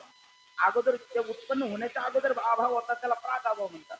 उत्पन्न होऊन फोडला तर त्याचा धोऊन झाला त्याला प्रभूचा अभाव म्हणतात. आता घट, आपण मनुष्य आहोत म्हणून आपल्या ठिकाणी कोणती जाती राहील? मनुष्यत्व. 4 पायाचे पशु त्यांच्या ठिकाणी राहील पशुत्व, त्या वृक्षाच्या ठिकाणी वृक्षत्व. पण मनुष्यत्व आणि इकडे माता भगिनी बसल्या त्यांच्याकडे त्यांनाही मनुष्य म्हणतात, आपल्यालाही मनुष्य म्हणतात. पण थोडासा भेद करायचा म्हणला तर विजातीयपणा पाहायचं म्हटलं तर आपल्या ठिकाणी पुरुषत्व आहे आणि त्यांच्या ठिकाणी स्त्रीत्व आहे. आपल्या मनुष्य तेही आहेत, मनुष्य आपणही आहोत, पण आपल्या ठिकाणी पुरुषत्वाचा भाव आहे पण स्त्रीत्वाचा अभाव आहे, आणि त्यांच्या ठिकाणी स्त्रीत्वाचा भाव आहे पण पुरुषत्वाचा अभाव आहे. यालाच म्हणतात अन्योन्य अभाव. अन्याच्या ठिकाणी अन्याचा अभाव, तो अन्योन्य अभाव. येत राहिला प्राग अभाव, प्रभूचा अभाव, अन्योन्य अभाव आणि अत्यंत अभाव. जो पदार्थ आपल्याला कधी दिसतच नाही त्याचा अत्यंत अभाव. जसं वंद्यपुत्र आपल्याला कधी दिसू शकतो, सस्याला सिंग आपल्याला कधी दिसेल, आकाशाला फुल कधी भेटेल, याला म्हणतात अत्यंत अभाव. किती झाली? 4 अभाव. त्याचा 4था प्रकार मी सांगत होतो. अनादि अनंत कोण बाळांनो? भगवंत. वा साधी संत जंत जीव, आणि तुमच्याकडे आहे अनादि संत, आणि 4थं उत्तर देतोय साधी अनंत. आता हे किती अभाव पाहिले आताच आपण? चार अभाव पाहिले. पहिला नाही नाही नाही, हे नाही आपल्याला चार अभावाची नावं सांगितली नाही आपला. पहिला प्राग अभाव, दुसरा प्रध्वंस अभाव, तिसरा अन्यन्य अभाव, चौथा अत्यंत अभाव. मग पहिला अभाव कोणता म्हटलं आपण? प्राग अभाव. म्हणजे कार्य उत्पत्तीपूर्वी कार्याचा अभाव तो प्राग अभाव. घट उत्पत्तीपूर्वी घटाचा अभाव तो झाला प्राग अभाव. घट उत्पन्न होऊन फोडला तो झाला प्रध्वंस अभाव. माता वर्गाच्या ठिकाणी कोणती जाती म्हटलं आपण? स्त्रीत्व. आणि आपल्या ठिकाणी पुरुषत्व. आपल्या ठिकाणी स्त्रीत्व आहे का? नाही. मग आपल्या ठिकाणी पुरुषत्वाचा भाव का स्त्रीत्वाचा अभाव? मी पुन्हा वाक्य बोलतो, पुन्हा थोडस बोल. आपल्या ठिकाणी पुरुषत्वाचा भाव का स्त्रीत्वाचा अभाव? गोंधळात नका पडून. त्यांच्याकडे काय बघायचं, आपल्या दोघांचं गोड चाललंय ना आता. आपल्या ठिकाणी पुरुषत्वाचा भाव का स्त्रीत्वाचा अभाव? आणखी एकदा. पण तो वाक्य चुकीचं नाही, तुमचं उत्तर बरोबरच आहे. पुन्हा मी पुन्हा बोलतो त्याच्या अर्थ काहीतरी असेल ना. तुका म्हणे ते काहीतरी आहे, ते काहीतरी आहे शोधायचा प्रयत्न करा थोडा. आपल्या ठिकाणी पुरुषत्वाचा भाव का स्त्रीत्वाचा अभाव? इथं वाक्य उत्तर आहे. तुम्हाला अगदी बरोबर बोलतो, दोन्ही बरोबर आहे. आपल्या ठिकाणी पुरुषत्वाचा भाव आहे आणि स्त्रीत्वाचा अभाव आहे. आता हेच वाक्य मी तिकडे बोलतो, आता तरी बरोबर बोलतो. आणि स्त्रीच्या त्यांच्या ठिकाणी स्त्रीत्वाचा भाव का पुरुषत्वाचा अभाव? हा, दोन्ही बरोबर आहे ना. त्यांच्या ठिकाणी स्त्रीत्वाचा भाव आहे आणि पुरुषत्वाचा अभाव आहे. आणि यालाच म्हणतात कोणता अभाव? अन्यन्य अभाव. पहिला प्राग अभाव, दुसरा प्रध्वंस अभाव, तिसरा अन्यन्य अभाव आणि चौथा आहे अत्यंत अभाव, जो पदार्थ कधीच प्रकृतीला येत नाही. त्यातला जो तिसरा अन्यन्य अभाव आणि अत्यंत अभाव आहे ना, हे अनादि अनंत. कारण पुरुषत्वाच्या ठिकाणी स्त्रीत्व कधी येऊ शकत नाही, स्त्रीत्वाच्या ठिकाणी पुरुषत्व कधी येऊ शकत नाही. कधी म्हणजे पुढच्या जन्मात येईल, पण ज्या वेळेला येईल ना त्यावेळेला स्त्रीत्व राहील, पुरुषत्व नाही. ज्यावेळेला पुरुषत्व येईल त्यावेळेला स्त्रीत्व नाही. दोन विरोधी धर्म एका अधिकरणात एका वेळेला येत नाही. म्हणून स्त्रीच्या ठिकाणी स्त्रीत्वाचा अभाव आहे, भाव आहे, पुरुषत्वाचा अभाव आहे. पुरुषत्वाच्या ठिकाणी पुरुषत्वाचा भाव आहे, स्त्रीत्वाचा अभाव आहे. हा जो अन्यन्य अभाव आहे तो वंद्य पुत्राधिकाचा अत्यंत अभाव आहे. ते दोन्ही अनादि अनंत आहे. जसं अनादि अनंत भगवंत म्हटलं ना, भाव रूपाने अनादि अनंत कोण? भगवंत. आणि अभाव रूपाने अनादि अनंत कोण? प्राग अभावाने अत्यंत. अन्यन्य अभावाने अत्यंत अभाव हे अभाव रूपाने अनादि अनंत. आणि साधी शांत कोण म्हटलं आपण? दंत किंवा घटपटाचे पदार्थ हे उत्पन्न होतात आणि त्यांचा नाश होतो, म्हणून ती साधी शांत. आणि अनादि शांत जो पहिला अभाव म्हटलं मी, प्राग अभाव. प्राग अभाव घट उत्पत्तीपूर्वी घटाचा अभाव आहे. आता कल्पना करा, इथे घट आहे का नाही? इथे घट दिसला का तुम्हाला? मातीत बांधे इथे आहे का? नाही. नसणं म्हणजे भाव का अभाव? अभाव. म्हणजे या ठिकाणी घटाचा काय आहे? अभाव आहे. आत्र भूतले घटो असती नास्ती, आत्र भूतले घटो नास्ती. या भूताला ठिकाणी घट नाही, म्हणजे इथे घटाचा काय आहे? अभाव आहे. कल्पना करा, आता घट ठेवला, आता घटाचा काय झाला? घटाचा भाव झाला. मग घटाच्या अभावाचा काय झाला? घटात आता थोडं थोडं बघा, 2 मिनिटं पटलं तर घ्या, नाही तर मग आपण ते बनतो. पण गोड ऐकतायत इथे ऐकणारे हेच, हे ऐकणारे भेटतच नाही कीर्तनात. तुम्ही सारखे लोक भेटल्याच्या नंतर ते सांगू नाही तर सांगतो ते. त्यामुळे थोडं 2 मिनिटं सांगतो. मी ते घटाचं काय आहे? अभाव आहे. हे भूतल आहे. मग आत्र भूतले घटो आस्ती वा नास्ती. सूत्र आहे ना, आत्र भूतले घटो नास्ती. मग घटो नास्ती म्हणजे आत्र भूतले घटो भाव असती वा घट अभाव असती. म्हणजे या भूताला ठिकाणी घटाचा अभाव आहे का भाव आहे? अभाव आहे. पण हे भूतल घटाच्या अभावाने युक्त आहे का घटाच्या भावाने युक्त आहे? तुम्हाला थोडं येतात. हे भूतल घटाच्या अभावाने युक्त आहे का घटाच्या भावाने युक्त आहे? म्हणजे ते घटाचा अभाव आहे का घटाच्या अभावाचा भाव आहे? हा, घटाच्या अभावाचा भाव आहे. मग घटाच्या अभावाच्या भावाचा जर अभाव करायचा असेल तर कोणाचा भाव करावा लागेल? बरोबर आहे ना, घटाचा भाव करावा लागेल. घटाच्या अभावाच्या भावाचा अभाव कोणी होईल? घटाच्या भावाचा. म्हणजे घट आला तर घटाच्या अभावाचा जो भाव होता त्याचा काय होईल? अभाव होईल. म्हणून म्हणतात यस्मिन अभावच अनुयोगी, यस्य अभावच प्रतियोगी. म्हणजे प्रतियोगी आला की आपल्या अनुयोगीचा काय होऊन जातो? अभाव होऊन जातो. म्हणजे घटाच्या अभावाचा जो भाव आहे तो घटाच्या भावाने घटाच्या अभावाच्या भावाचा अभाव होतो, आहे ना. मग तो घटाचा अभाव जिथे आहे तो प्राग म्हणजे अनादि आहे. कारण कधीपासून घट नाही? अनादि कालापासून. पण त्या अनादि कालापासून नसला, घट ठेवला, त्या घटाच्या अभावाच्या भावाचा अभाव. म्हणून तो प्राग अभाव कसा आहे? अनादि आहे पण शांत आहे, कारण त्याचा अभाव झाला ना आता. प्राग अभाव अनादि शांत. आणि माझ्याकडे जो प्रध्वंस अभाव आहे तो साधी आनंद. घट फुटला म्हणजे घटाचा ध्वंस जन्माला आला, म्हणून तो साधी. पण त्या ध्वंसाचा कोण ध्वंस होऊ शकतो का? मेलेल्याला कोण मारणार? म्हणजे तो प्रध्वंस अभाव झाला साधी अनंत. असे किती प्रकार झाले? एक पहिला अनादि अनंत कोण बाळांनो लघुवंत आहे ना, किंवा अन्योन्य अभाव अत्यंत अभाव, आणि साधी शांत कोण दंत किंवा घटपटादी पदार्थ. अनादि अंत कोण प्राग अभाव, साधी अनंत कोण प्रभूचा अभाव. तर तुम्ही म्हणाल पण हा कसा करता एवढा भाव अभाव, डोक्याला विनाकारण ताप का द्यायला लागला? तर नाही, ताप देत नाही, आपल्याला दुसऱ्या प्रश्नाचं उत्तर पाहिजे. दुसरा प्रश्न काय, ही परंपरा कुणाच्या पाठीमागे लागली? पहिलं भेटतं सर्वांच्या. दुसरा केव्हापासून? अनादि कालापासून. पण जरी अनादि असली तरी पहिल्या प्रकारात नाही, अनादि अनंत नाही. ही परंपरा साधी संतही नाही. ही परंपरा अनादि साधी अनंत नाही. ही परंपरा तुमचा प्रकार आहे अनादि साधी. ती केव्हापासून लागली हे सांगता येत नाही अनादि असल्यामुळे, पण हिचा अंत करा का ही सांगता आहे. विठ्ठल विठ्ठल विठ्ठल कुंडलीचा वरदा श्री ज्ञानदेव तुकाराम पंढरीनाथ भगवान की जय, महाराज की जय, महाराज की जय, महाराज की जय. ही परंपरा जरी अनादि असली तरी शांत आहे, तिचा आपल्याला अंत करता येतो. अनादि असली तरी शांत आहे. अहो म्हटले ब्रह्म कसं आहे? अनादि आहे, आणि अनादि असल्यामुळे अनंत आहे. मग अनादि अनंत आहे. एक अधिक थोडस बघा, म्हटलं तर ज्ञानाचं सोडून द्या. कल्पना करा, एक केबल जरी असलं तरी वेदांत त्याला काय म्हणतात? रज्जू. त्याला काय म्हणतात? रज्जू. आणि रज्जूवर कशाचा भ्रम होतो आपल्याला? सर्पाचा. मग रज्जूवर सर्पाचा भ्रम होतो. एक मिनिटाकरता एका पटकन बोला. रज्जूवर सर्पाचा भ्रम गडद अंधकार होतो, अंधकारात होतो का स्पष्ट प्रकाशात होतो? माझा प्रश्न पुन्हा एकदा जाणून बोला. गडद अंधकारात होतो का स्पष्ट प्रकाशात होतो? हे उत्तर चुकीचं आहे. आणि किती बोला हे ना, कुमार महाराज बोलतात मंद अंधकारात होतो. एक नाही खरं. कारण गडद अंधकार का होईल? होणार नाही. कारण आयम तमा हा गडद अंधकार आहे, दोरीला पुढून जाल भ्रम होणार. आणि स्पष्ट प्रकाशामध्ये येम रज्जू स्पष्ट ज्ञान होईल, भ्रम होणार नाही. मग भ्रम होतो कधी? मंद अंधकारात. मग मंद अंधकारात भ्रम होतो त्यावेळेला आपल्याला या रज्जूचं म्हणजे दोरीचं ज्ञान असतं का? ज्ञान दोरीचं ज्ञान असतं का? ज्ञान अधिक उत्तर ज्ञान असतं का? ज्ञान अधिक उत्तर ज्ञान असतं का? ज्ञान फक्त धरून आनंदाची गोष्ट आहे. सांगतो तुम्हाला, तिथे ज्ञानही नसतं अज्ञानही नसतं. मग काय असतं ज्ञान अज्ञान? तुम्हाला कोणता ज्ञान आणि अज्ञान दोन विरुद्ध धर्म एका ठिकाणी कशी राहील? बरोबर ना? तर त्याचं उत्तर असं आहे, आपण ज्या वेळेला कसं घडतं बघा, आपण रस्त्याने जातो, रस्त्याने जाताना मंद अंधकारात आपल्याला काहीतरी धावं दिसतं. आणि मग तितक्यात आपण म्हणतो जण किंचित असते, हे काहीतरी आहे, हे काहीतरी आहे हे कळालं की नाही त्यावेळेला? कळणं हे ज्ञान का अज्ञान? आता ऐकले ज्ञान. तर तुमचं अज्ञानही बरोबरच आहे. कसं बरोबर आहे? काहीतरी आहे कळालं हे ज्ञान आहे.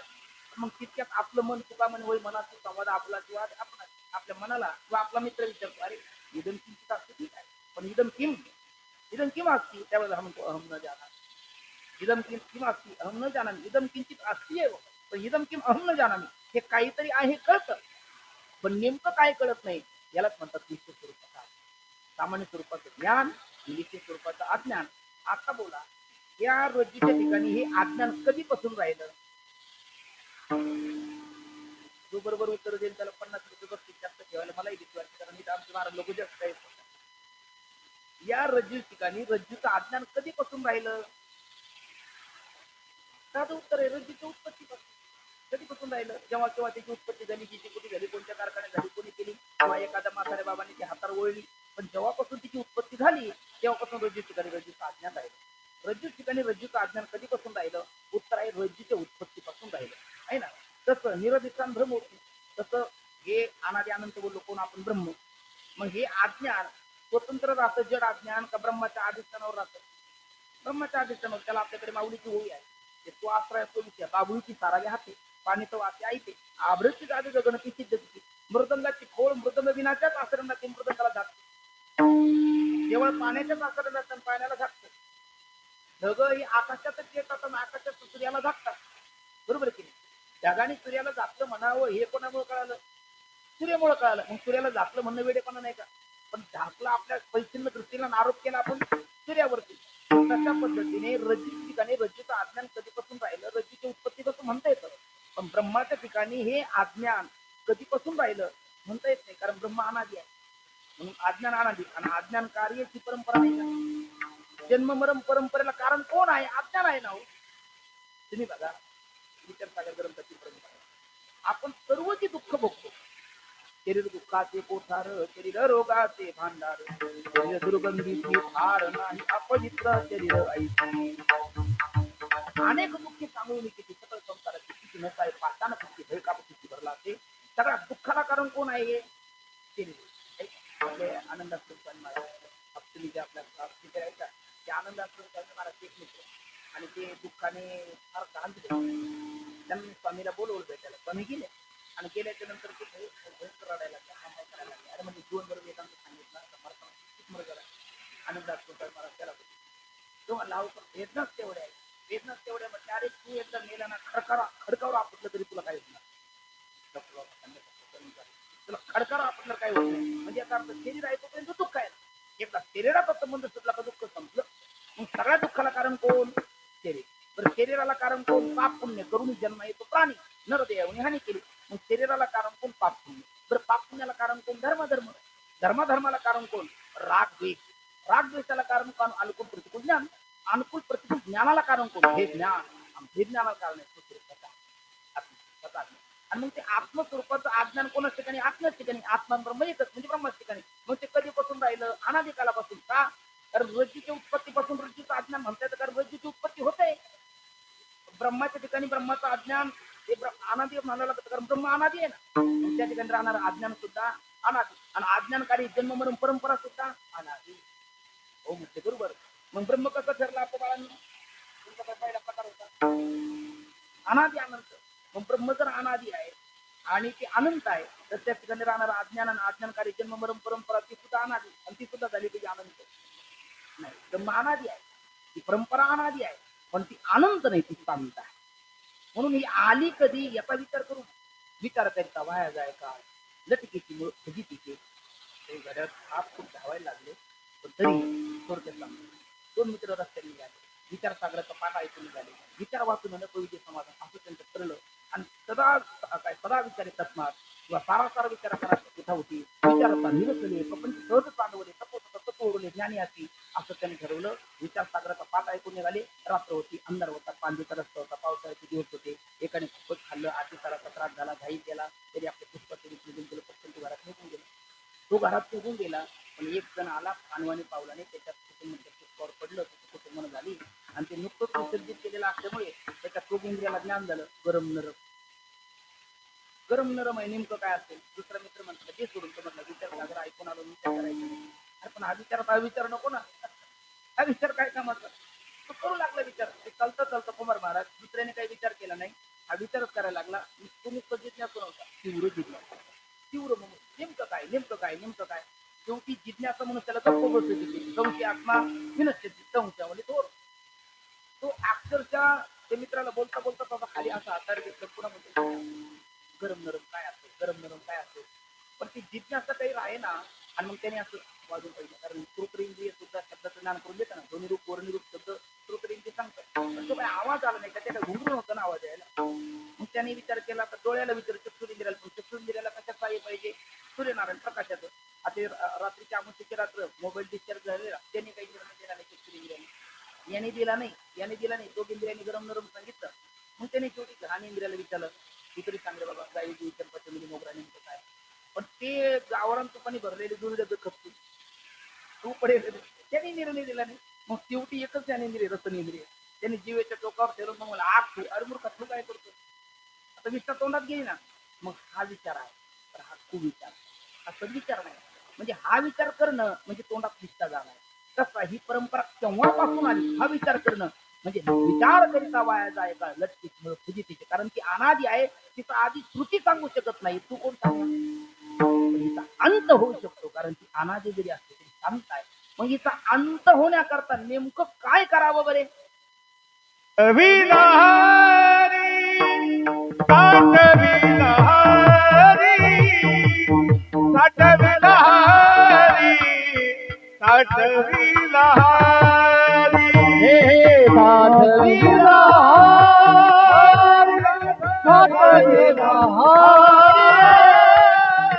साठविला साठविला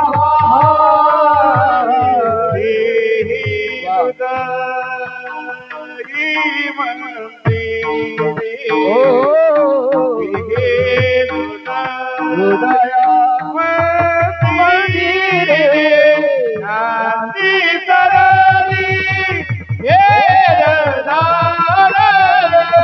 शांती सरली हेरदार शांती सरली हेरदार शांती सरली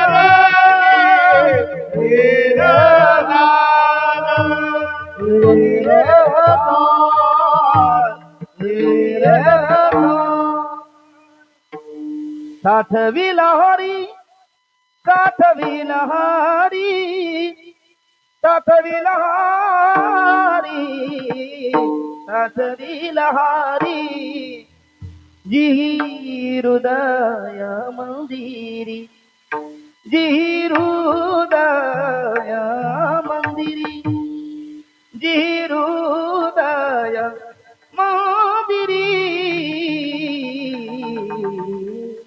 जय हो शांती सरली एरधारा शांती सरली एरधार आरवणी तुम्ही गायले योगी पावना मनाता योगी पावन मनाता पहाडी रागे माझ्या आवडीचं रागे साठविला हरी जी हृदय मंदिर अनादी आहे पण हिचा अंत करता येतो काय करावं हिचा अंत करण्याकरता हिचा अंत करण्याकरता हरीला हृदयामध्ये साठवू का हो?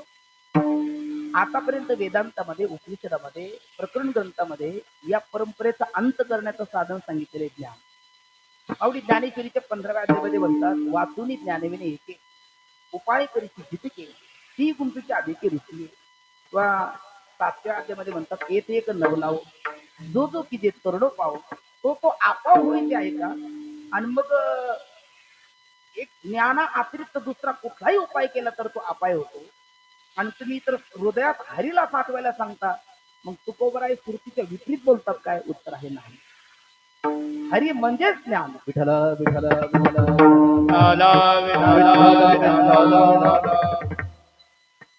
हरी म्हणजे ज्ञान कसं तर रू हरती जो हिरावून घेतो काय हिरावून घेतो अज्ञान रूपी अंधकार हिरावून घेतो ज्ञान रूपी प्रकाशाने असणारा हरी आणि एकदा हरी आला हृदय रूपी घरी मग तो अंधकार अज्ञान रूपी अंधकार हरी आणि त्याची एरदार सरी म्हणून साठविला हरी जी हृदय मंदिरी त्यांची सरली एरधार झाला सफल व्यापार पण का हो हा हरी हृदयात साठवण्याकरता अगोदर नसला पाहिजे मग साठवायचा तो अगोदर आहेच आहे त्याला तुम्ही काय साठवणार विठ्ठल विठ्ठल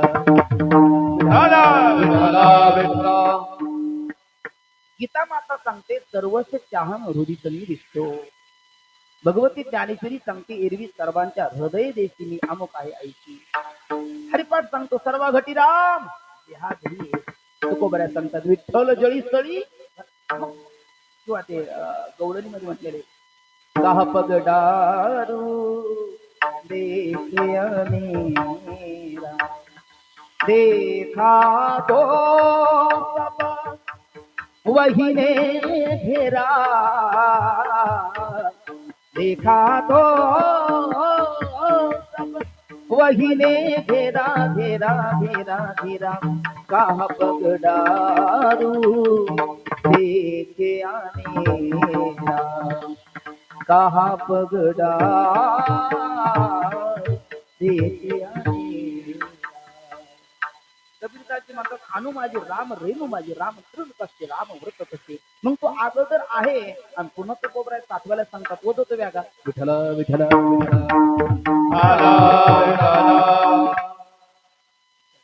अगोदर आहे नाही कोण म्हणतो पण आहे तो सामान्य रूपात आहे आणि सामान्य रूपात असणारा विशेष अज्ञान घालवायला समर्थ नाही या वायर मध्ये इलेक्ट्रिक पॉवर नाही का बोला आहे मग तुम्ही मला धरू द्यावं का तिची पावर दाखवून मला देवा घरी पाठवावं, ती पाठवू शकत नाही, कारण की इथे आता सामान्य रूप काय आहे, सामान्य रूप आहे. 71% जल आहे आणि 29% भूमी आहे. इथे जल नाही का, आपण सगळे बुडून मरावे.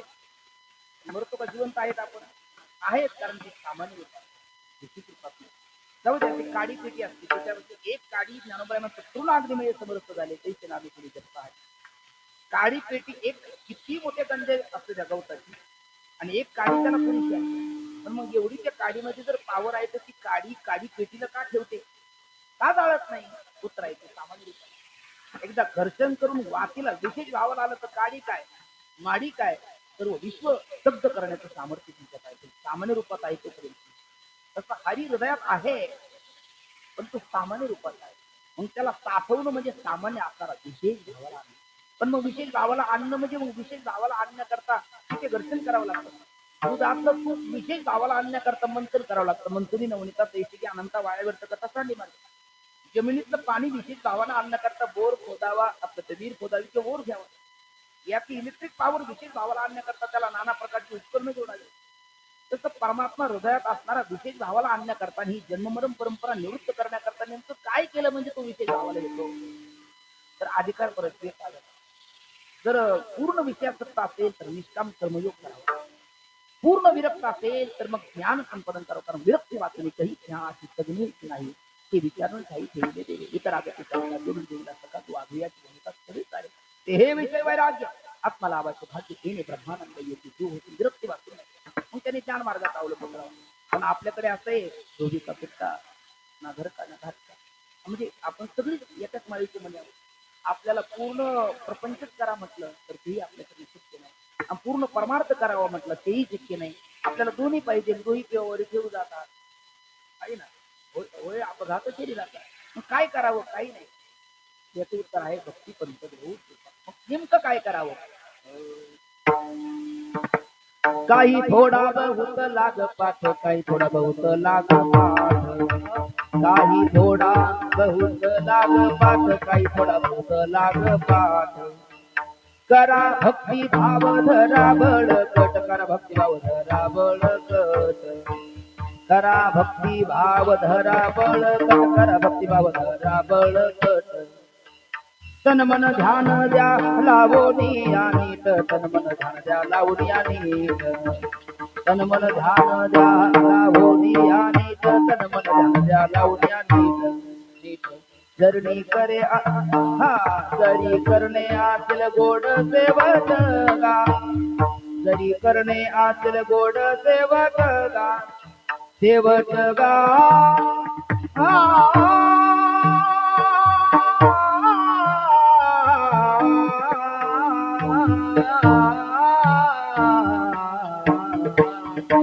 राम राम परा आधी लवकर मला मूळ बंदी कांदावा उरिया उपाधी लक्ष लावले राहा गोविंदी गा, लक्ष लावले राहा गोविंदी गा, लक्ष लावले राहा गोविंदी गा. लक्ष लावले राहा गोविंदी गा, कारण गोविंद गोविंद मना लागले छंद मग गोविंद ते काया भेद नाही देवा दया. अर्थात सामान्य आकारा विशेष भावाला आणण्याकरता त्याचं नामचिंतन करा, भक्ती करा, ते देव हृदयात येईल. म्हणजे सामान्य असणारा विशेष भावाला येईल, आणि एकदा विशेष भावाला आला रे आला काय होईल, त्यांची सरदी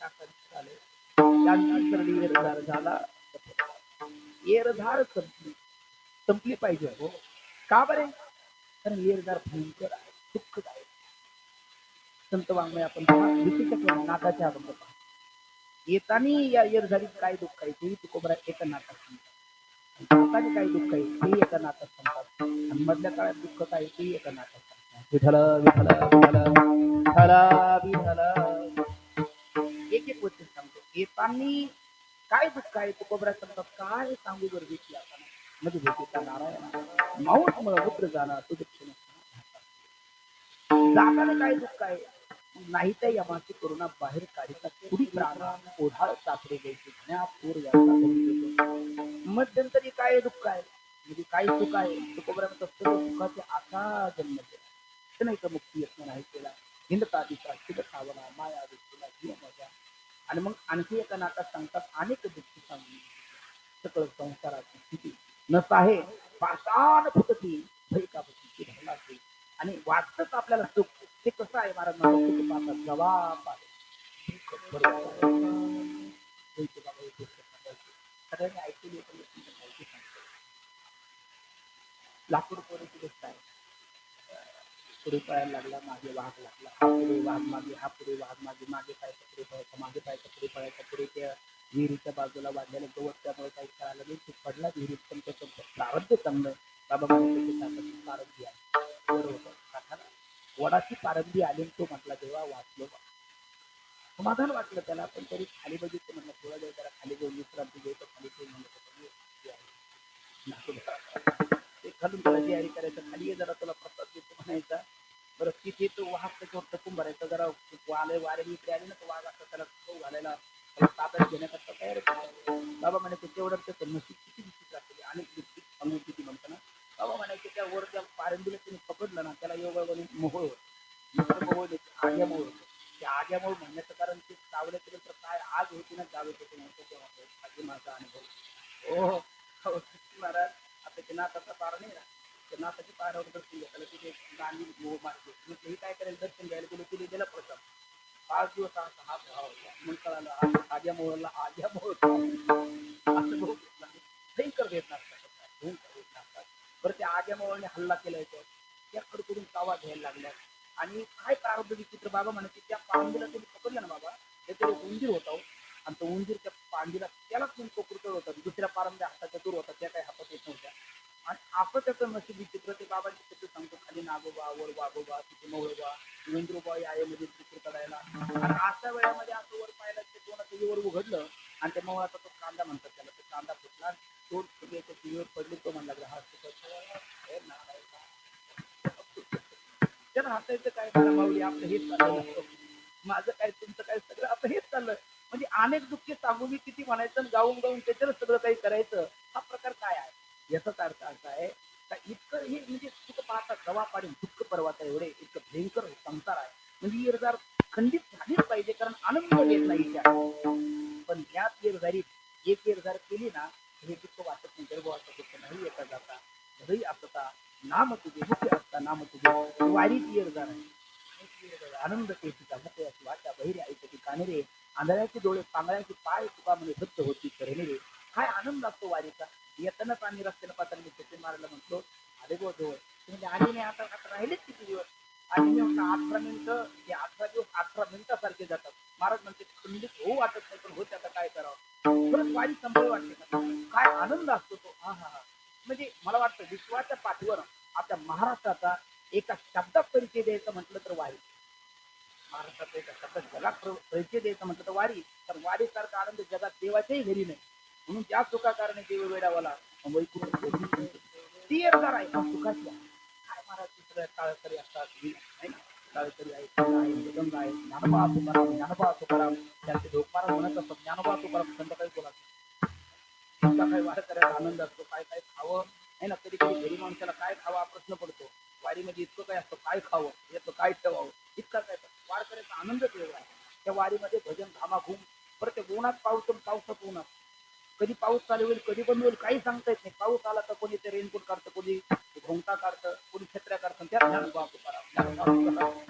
चालू असतो परत त्याच्यामध्ये कोणा कधी कधी पाऊस खूपच येऊन गेला वारकऱ्यांच्या आचार्याला काही शिकत नाही. बरं पोटात ते भजन करून अशी आत पडते ना, लवकर जर स्वयंपाक तयार नसला तर वाटतं ट्रकला खाऊ का ट्रक नावकाला खाऊ. भयंकर असते ते, भूकही सतावते माणसाला. मग अशा वेळेला त्या बिचाऱ्या आचार्याला काही शिकत नाही, काही करतो, भात टाकतो, ते सांबर टाकतो. आणि हे घडलेलं आमच्या दिंडीतला प्रसंग आहे. माझे मित्र ते कोकणात राहतात. ते आम्ही वारीच्या दिंडीत चाललो, मग ते पाऊस आला, नंतर पुन्हा पाऊस चालू झाला, त्या पावसात पुन्हा वाराही आला. मग ते काय सोपे पद्धतीने ते पात्रवाळीवर भात घेतला, त्याच्यावर सांबर घेतलं आणि मग कोणावर छत्री, कोणाकडे ते काय रेनकोट, कोणाकडे काही, कोणाकडे काही, आम्ही दोघं तिघे ट्रक खाली शिरलो. ट्रक खाली शिरल्याच्या नंतर तिकडून पुन्हा ते भर वारा आला. वारा आल्याच्या नंतर ती धुळी सचिन महाराज जणू काय ते खोबऱ्याचा किट टाकावा, पण कोणाची तक्रार नाही. लाभ बरकत सुरू केलं. बरोबर ते पुन्हा पाऊस आल्याच्या नंतर त्या सगळ्याला जागा भेटली, यालाही जागा भेटली, पण याच्या पात्राला जागा भेटली. आणि ते ट्रक जुनी असणारी ताडपत्री त्याच्यातलं तीर्थ आणि ते त्या पात्रावर पडायला लागलं. तो मला म्हणायला लागला, भरजी महाराज आचार्याने सांबरही छान केलं, आमटी छान केली, पण जरा मीठ जरा जास्तच टाकलं हो की नाही. म्हणजे जरा मीठ तारेवरचं तीर्थ पडतंय तरी तक्रार नाही का तक्रार. वारीमध्ये व्यवस्था नसते हो, पण वारी व्यवस्था करता केली जाते, आंतरिक अंश करता केली जाते. वारीमध्ये फार पात्र नसतात. ते प्रमोद महाराज जगतापान तुम्ही ऐकलं होतं, आम्ही रत्नागिरीला गेलो होतो. ते म्हणजे ऑल इन वन असतो, एकच गडवा. सकाळी सकाळी तिकडेही चालतो, तिथून आल्याच्या जाऊन तिथून आंघोळीला चालतो आहे ना, नंतर देवपूजेला चालतो, पेट पूजेलाही चालतो. फार पात्र नसतात, पण वारी पात्र करता नाही केली जात. पात्र फार उंचावण्याकरता केली जाते. वारीमध्ये फार सुविधा नसतात आणि सुविधेकरता करतच नाही. जो सुविधेकरता आलं तो करू शकत नाही. वारी आंतरिक समाधानाकरता केली जाते. मला एवढंच सांगायचं, वारीची धारा आहे, पण ती सुखाची आहे. तरी जन्म मरण्याची धारा अत्यंत भयंकर दुःखाची आहे. ती सरली पाहिजे आणि सरण्याकरता काय केलं पाहिजे ते देवाला हृदयात दाखवलं पाहिजे. त्यांची सरली झाला सफल व्यापार. पण मग प्रारब्ध जीवन कसं असतं, तर हरी आला हाता मग कैची भय चिंता. त्याला भूतकाळाची भीती राहत नाही, पण भविष्य काळातली चिंता राहते. काय आहे भीती म्हणजे काय? भीती कधी वाटते? वेदांतातलं एक वाक्य आहे. डॉक्टर बाबा म्हणतात, तो भिन्न, तो विरोधी, तो बलवान आणि तो सत्यचा पदार्थ असण्याचा भीतीला कारण असते. पण माऊलीची ओळी आहे का, पाणी बुडवी मिठाचे, मिठाची पाणी आते, आपण झालेली अद्वैते नाचते भय. एकदा हरी आला, हरी तैसे हरीचे दास, तो अद्वैत स्थितीला प्राप्त होतो. आणि द्वैतच नाही तर सांगणाऱ्या भीती कोणाची, म्हणून त्याला भूतकाळाची भीती राहत नाही आणि भविष्यकाळाची चिंता. सर्वांच्या पाठातलं सुभाषित आहे, चिंता चित्ता समासता बिंदू मात्र विशेषतः सजीवम दहते चिंता निर्जीवम दहते चिंता. असं ते बरोबर आहे. सजीवम दहते चिंता निर्जीवम दहते चिंता. चिंता एकदा जाळते, जिवंत माणसाला जाळते, असं नाही मेलेल्या माणसाला जाळते. म्हणजे ऐकताय मला वाटलं हे घड्याकडे बघायला लागले की काय, चिंता ही एकदा जाळते आणि चिता चिता एकदा जाळते आणि मेलेल्या माणसाला मसनत जाळते. पण चिंता मात्र प्रत्येक जिवंत माणसाला आयुष्यभर जाळणारी आहे. ही चिंता मात्र नसावी आणि चिंता चित्राली गोकुळा बाहेरी प्रवेश भितरी केला देवे. आणि त्यांच्या जीवनामध्ये हरी यांच्या हृदयात आल्याच्या नंतर भूतकाळाची भीती राहत नाही, भविष्य काळाची चिंता राहत नाही. त्या माता द्रौपदी मातेचे उदाहरण आपण पाहतो. ज्यावेळेला गोपाळ कृष्ण तिच्या हातात आले, पितामह भीष्माकडे घेऊन गेले, पितामह भीष्म विचारतात, अगं तुला आणलं कोणी? सांगितलं माझ्या नौकराने. तुझ्या जरा दाखव तर. मग पाहतात तुझी भयची चंद्रप्रकाश पांडुरंग कांती तुझी तुझी भयची. पितामह भीष्म म्हणतात, अगं वेडी तुझ्या पायाच्या चपलाला चिखल लागू नये याची जो परमात्मा काळजी घेतो, तू तुझ्या कपाळाच्या कुंकवाची गळ्याच्या मंगळसूत्राची काळजी घेणार की नाही? अरे जितने तारे जगमे उठणे शत्रू होय, कृपा करे येत रघुराज बाल न बाका होय. यालाच म्हणतात आता हरी प्रेमात आला, आपला सदाला कृष्ण आहे ना, तशी म्हणायचं ना द्रौपदी मातेला. आणि मग तो सखा आपल्या हातात आल्याच्या नंतर आता तिला भूतकाळाची भीती नाही, पितामहाची प्रतिज्ञा, आणि भविष्य काळाची चिंता नाही. आपल्या कपाळाची कुंकू राहील की नाही, का हरी आला आता मग त्याची भय चिंता. आणि तो हरी कुठल्याही प्रकारची उरी उरू देत नाही, म्हणून त्याची जरा सरते असं शेवटचं. तुका म्हणे हरी, तुका म्हणे हरी, तुका म्हणे हरी, तुका म्हणे हरी, तुका म्हणे हरी, तुका म्हणे हरी, तुका म्हणे हरी, व्यापार व्यापार झाला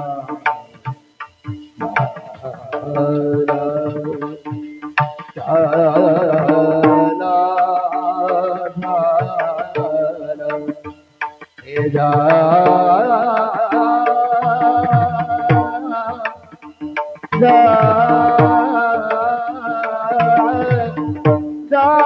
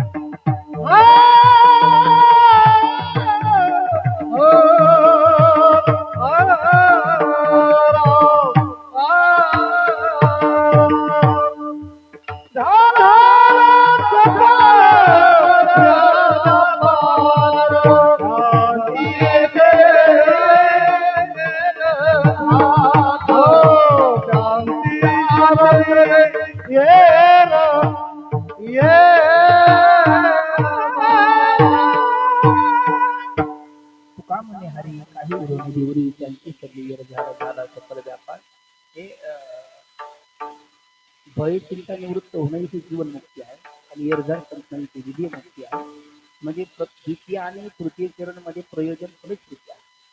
पहिल्या चरणामध्ये विषय आहे आणि त्याकरता कार्यकारण भावाची संगती सांगणारे शेवटचे चरण आहे. तुका म्हणे हरी काही उरवणे देवरी उरी शब्द करता आज्ञा अनुकरण आणि वासना या तिन्हीमुळे तर जन्माला यावं लागतं. आगा कर्मी जाई पुरावे म्हणजे कर्मरूपी होईल.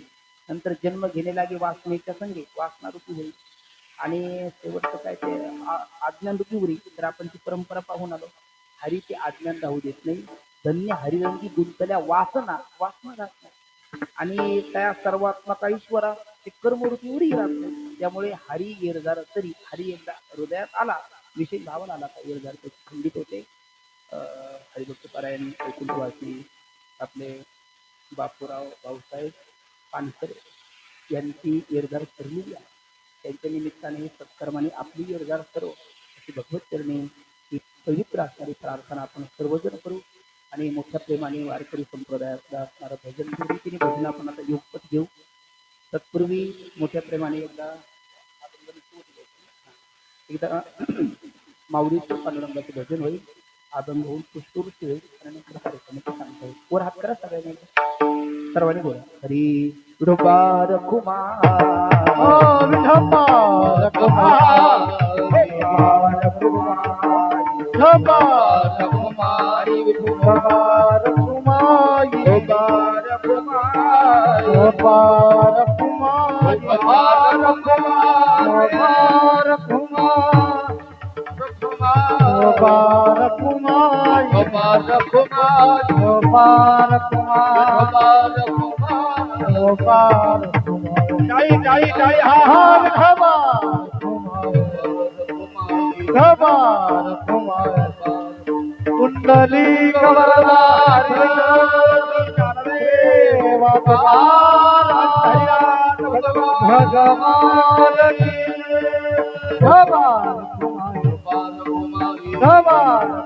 ज्ञानेश्वर माऊली ज्ञानराज माऊली तुकाराम ज्ञानेश्वर माऊली हा हा हा माऊली ज्ञानेश्वर माऊली ज्ञानराज माऊली तुकाराम ज्ञानेश्वर माऊली ज्ञानराज माऊली ज्ञानेश्वर माऊली ज्ञानराज माऊली तुकाराम ज्ञानेश्वर वर हात वर हात वर तुकाराम तुकाराम तुकाराम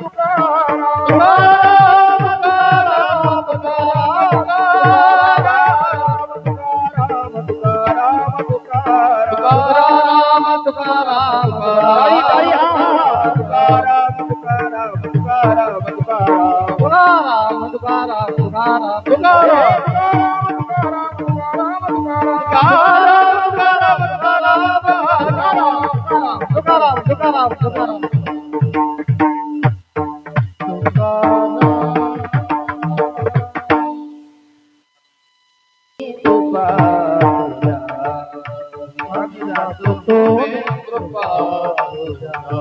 सकळा सांगावी विनंती मान सकळा सांगावी विनंती मान वाढवेल झाला उभा पाडू वाढवेल झाला उभा पाडू वैकुंठा श्रीरंग बोलावी तो वैकुंठा श्रीरंग बोलावी वाढवेल झाला उभा पांडुरंग वाढवेल झाला उभा पांडुरंग अंतकाळी विठोबाची पावना अंतकाळी विठोबाची पावना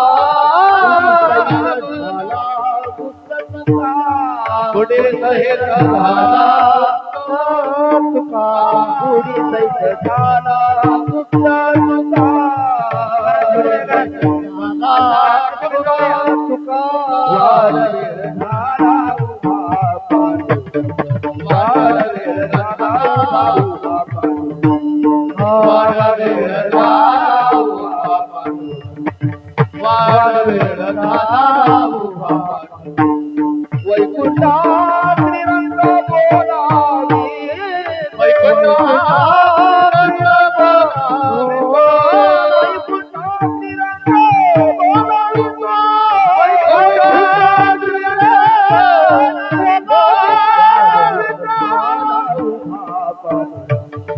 वाढवेल झाला उभा वाढवेल झाला उभा चला पुढं वाढवेल कुंडली गबरला श्री ज्ञानदेव तुकाराम भगवान माऊली ज्ञानेश्वर जगद्गुरु तुकाराम